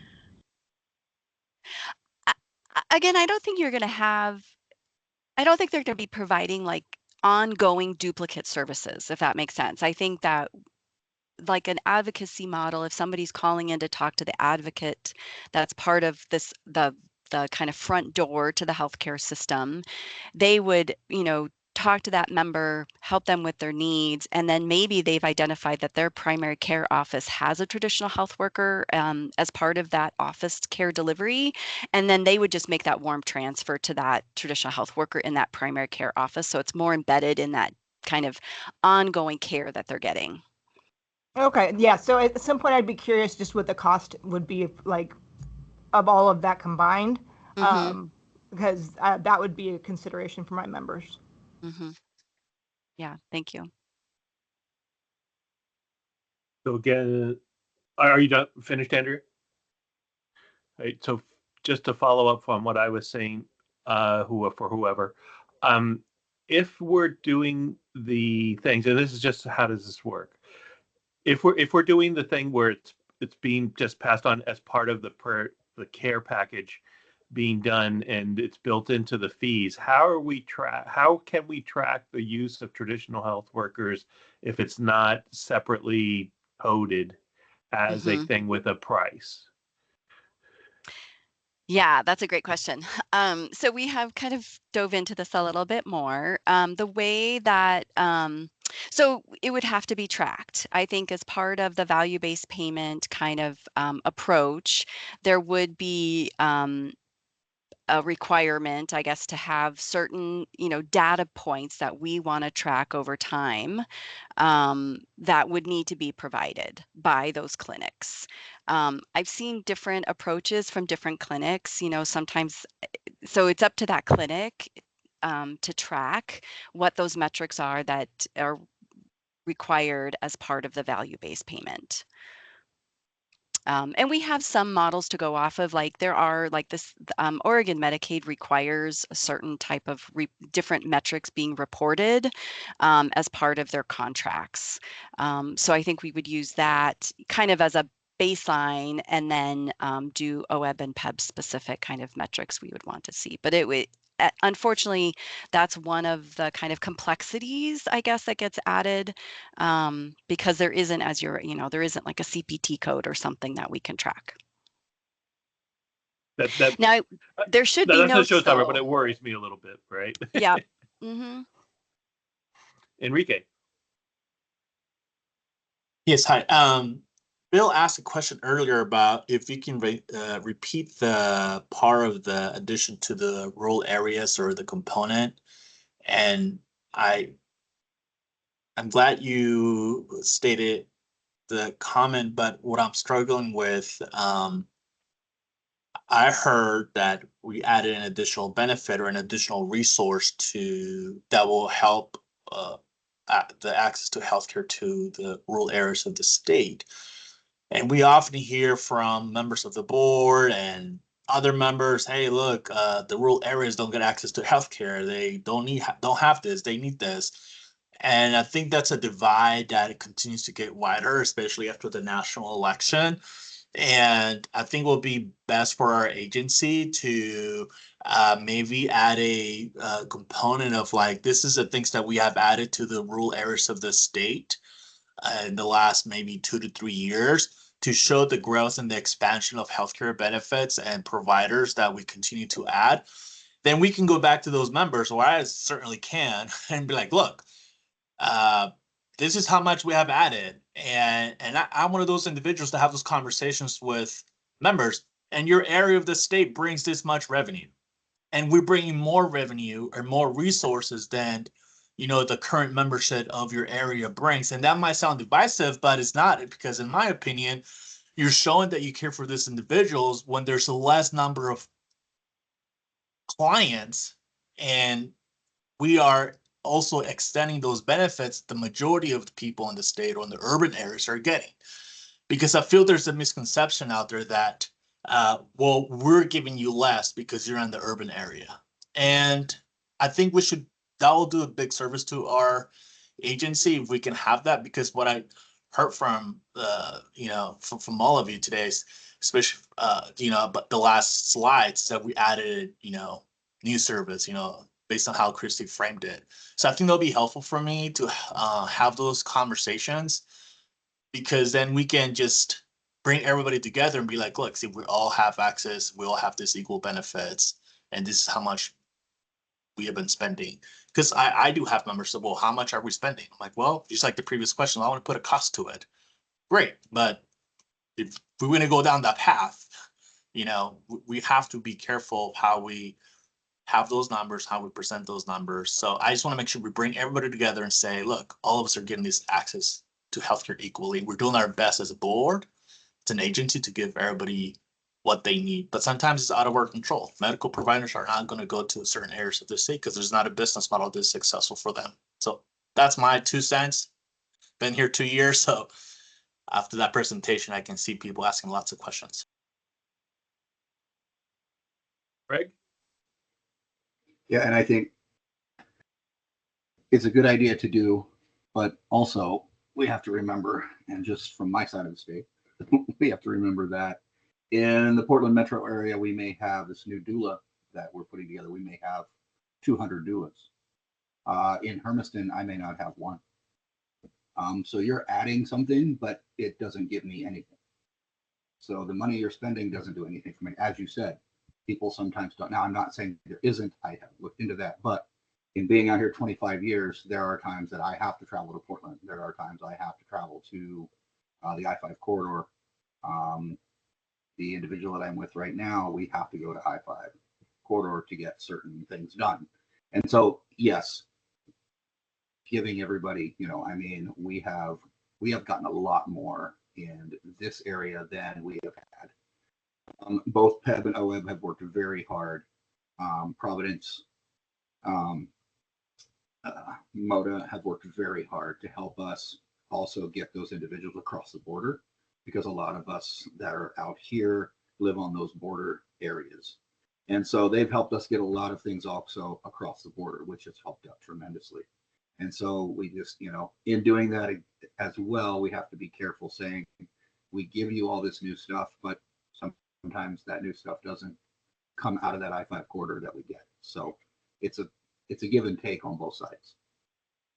So Greg, in the case of doulas, that was discussed because I was on that summer work group, and the goal was, yeah, that's right, you were there. And so I was there. What we were talking about, I just used that as an example. Yeah. I just said we were talking about how a lot of people who were doulas, they weren't just getting enough pay for it because there wasn't enough to be done to keep them into the group, so they just quit being doulas. They didn't move away. It's just one of the hopes is that by putting this there for the public Oregon Health Authority public plans and then our stuff, that they would come back. I could have said X-ray techs. I could have said like. Yeah, no, I'm just saying. But and then same thing with traditional health workers. That hopefully now that we're actually adding them in, that a lot of these people who left we may will come back. And then will help us get more, in areas that we don't have, because we're going to boost that hopefully. Yeah. So, but thank you. Glenn was next, and then Kirsten. Well, I just wanted to, I mean, one of the reasons we are looking at traditional health workers was to bolster, not replaced or in regards to, or service an alternative to medical providers, but was to bolster medical providers, especially in Eastern Oregon. And Christy, it might be good if we can get, I would say probably from OHP, an idea of where their current medical or traditional health workers are located, to show, is there an even spread or is there not? I mean, I'm sure, there probably is more, but it might be good to show how many, or at least given a kind of a map as an idea. I mean, that could be used in any communications, but I would assume that because these folks don't have to go through the credentialing and the education, well, I wouldn't say education, but just the levels that a traditional medical provider would, there might be more of them within Eastern Oregon, not more than the I-5 corridor, but it just would be good to show how adding traditional health workers can help bolster some of the issues around the really inequality between Eastern and Western Oregon in regards to the number of medical providers. We do have, so I mean, I guess we did get from OHP the integration of traditional health workers basically from 22 to 23 by the different CCOs, I guess. So that's what I we do have that information. And the good news is that there's been an increase in the integration and how many traditional health workers have been added to each of the CCO plans throughout Oregon. and for example, MODA's EOCCO, which again is Eastern Oregon, in 2022, they had 115 traditional health workers integrated into their clinics, and 2023, they had 231. So it just shows you kind of, I guess, that, it's an ongoing kind of integration process, but there has been, just if we look back at, the past couple of years of what's been shared, there is an increase in the number of THWs that are integrated into different CCOs. Kirsten. Yeah, thanks. Glenn, I really appreciate your comment. That's what I was thinking too, both Andrea and Greg. Thank you so much for your comments. I think, Greg, the takeaway for us, and you echoed sentiments that Enrique brought up also, which is when we talk about these solutions broadly, like as helping OEB and PEB, we know that there are so many different kinds of unique members within OEB and PEB. And in particular, we've talked before about rural Oregon versus I-5 corridor and the different needs that our members have. And, our team definitely has a mental note when we're talking about these ideas that it's really important to bring data about how we're meeting the needs of all of the different kinds of members within OEB and PEB and not just a general solution. Oftentimes we do the work behind the scenes, as Christy mentioned, and then in the interest of creating more consolidated or simplified decks for the meetings, maybe some of that detailed data gets left out, but I definitely hear you that that's helpful for the group to see and then be able to take that back to your members. I think too, there's a lot of intricacies with the traditional healthcare workers and how they're paid, but I think it's important to remember that they're employees of the clinic that they work for. They're integrated with that clinic. And so what we're really talking about is a recognition that when a clinic delivers care in a holistic way, and that's care where we have a stack of different kinds of providers, right? A physician is potentially leading the care management, but that physician is supported by many other staff members at the clinic. We recognize that holistic care is more effective because we need the medication prescription, but we also need the medication adherence and lifestyle changes that go on with it. So the traditional healthcare worker work just really recognizes the effectiveness of that clinical model.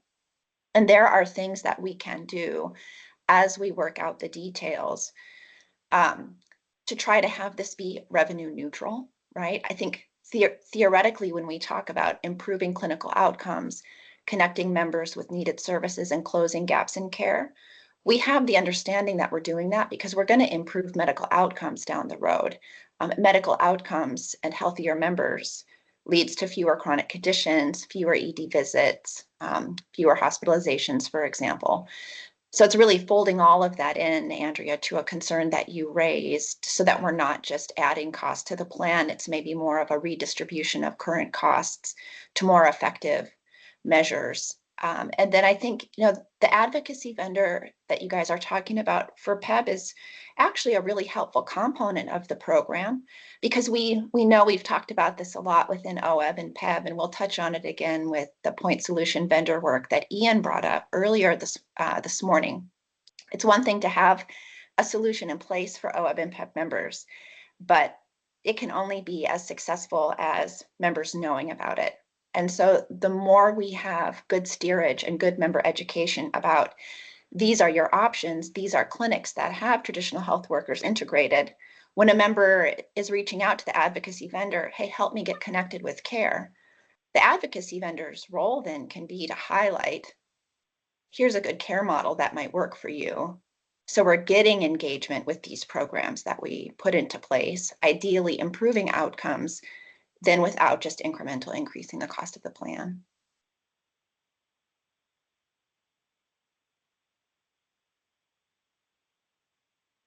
All right, we're at the proposed SEOW recommendation. Is that due now for the renewal letters in January? We need to recognize the value to so we want to do this now. Is that what we're doing, Kirsten, for the renewal letters? Yep, that's right, Bill. It's for the renewals letters, and then it's also the marching orders for the Mercer, OEB, and PEB teams to get together and work with our carrier partners behind the scenes. potentially bring additional work and data for this group to consider in the January meeting in advance of beginning to bring formal recommendations to the board in February. So this is an endorsement. Yes, this work seems worthwhile. Let's pursue and formalize. So for me, I believe the summer work group did a lot of good work. The data presents itself well. I just needed to understand that integration model into our system. I still have a little bit of concern about how we track it uniformly so that it can be statistically understood how it's helping. If we have inconsistent way of measuring it, it kind of makes the data difficult to understand. I'll say it politely, right? But so there's a little bit of concern over that, but I believe that can be handled as the process matures through this. On the OWEB side, Enrique, chime in with me here since you and I are the OWEB things here. I would say we recommend that we go ahead and implement the traditional health worker as the work group, the summer work group studied. Any comments, Enrique? No, I'm happy to second that, or I agree with that. But just And it was that we, discussed the two of us agree. Yeah, absolutely. Yeah. And then Andrea and Greg on the PEB side, how do you feel about the whole thing?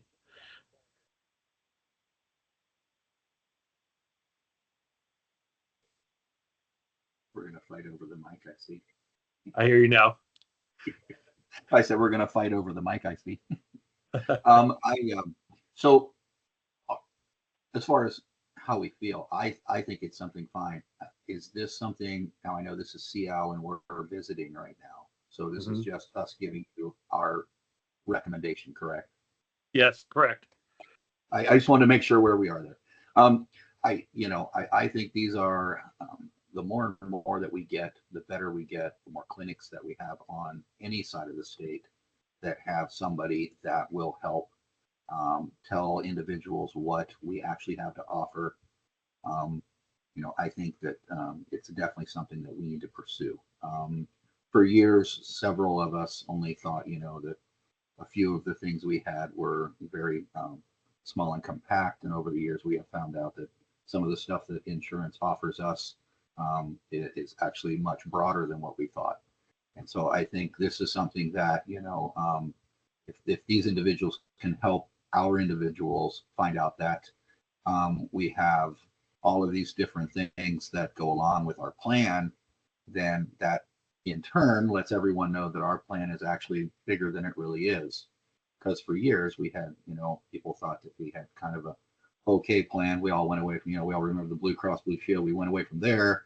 Everybody thought our plan, was really not that good, when with what we have that's out there, it's a very, very good and complex plan. And I think the more that we can give individuals what the plan is and how it works and the extra things that are out there for not only them, but, significant others, children, I think it's, anything we can do to do that is way ahead of where we need to be. That's my 2 cents.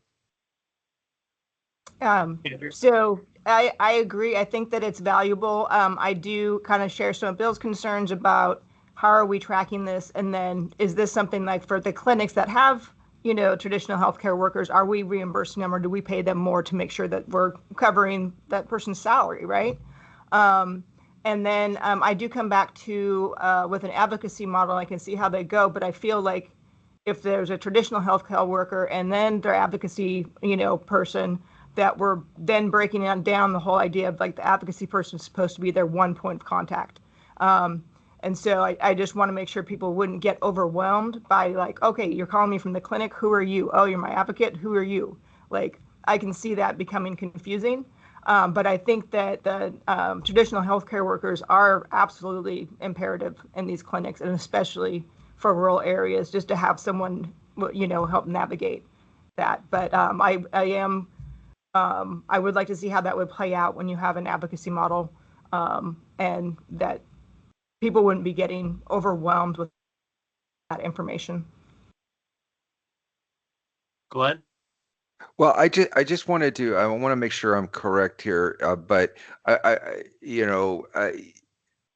to just kind of in regards to process and next steps, really, I think what we're doing here is we're recommending to put them into the renewal letters and to Yeah. kind of move forth. And then, you know, see how it's gonna, we can, you know, we can continue to work on some of these issues when data is available in January, February, when we get that information back from the carriers.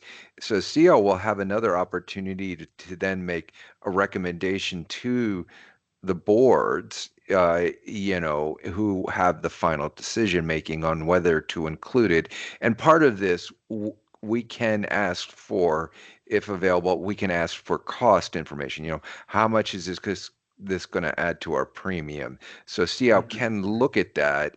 It's right now what we're really seeking is and you know, Kirsten and Christy jump in here. Really just really a recommendation from SEOW to really, as you've stated here, to put it into the renewal letters and to continue to refine it, so to speak.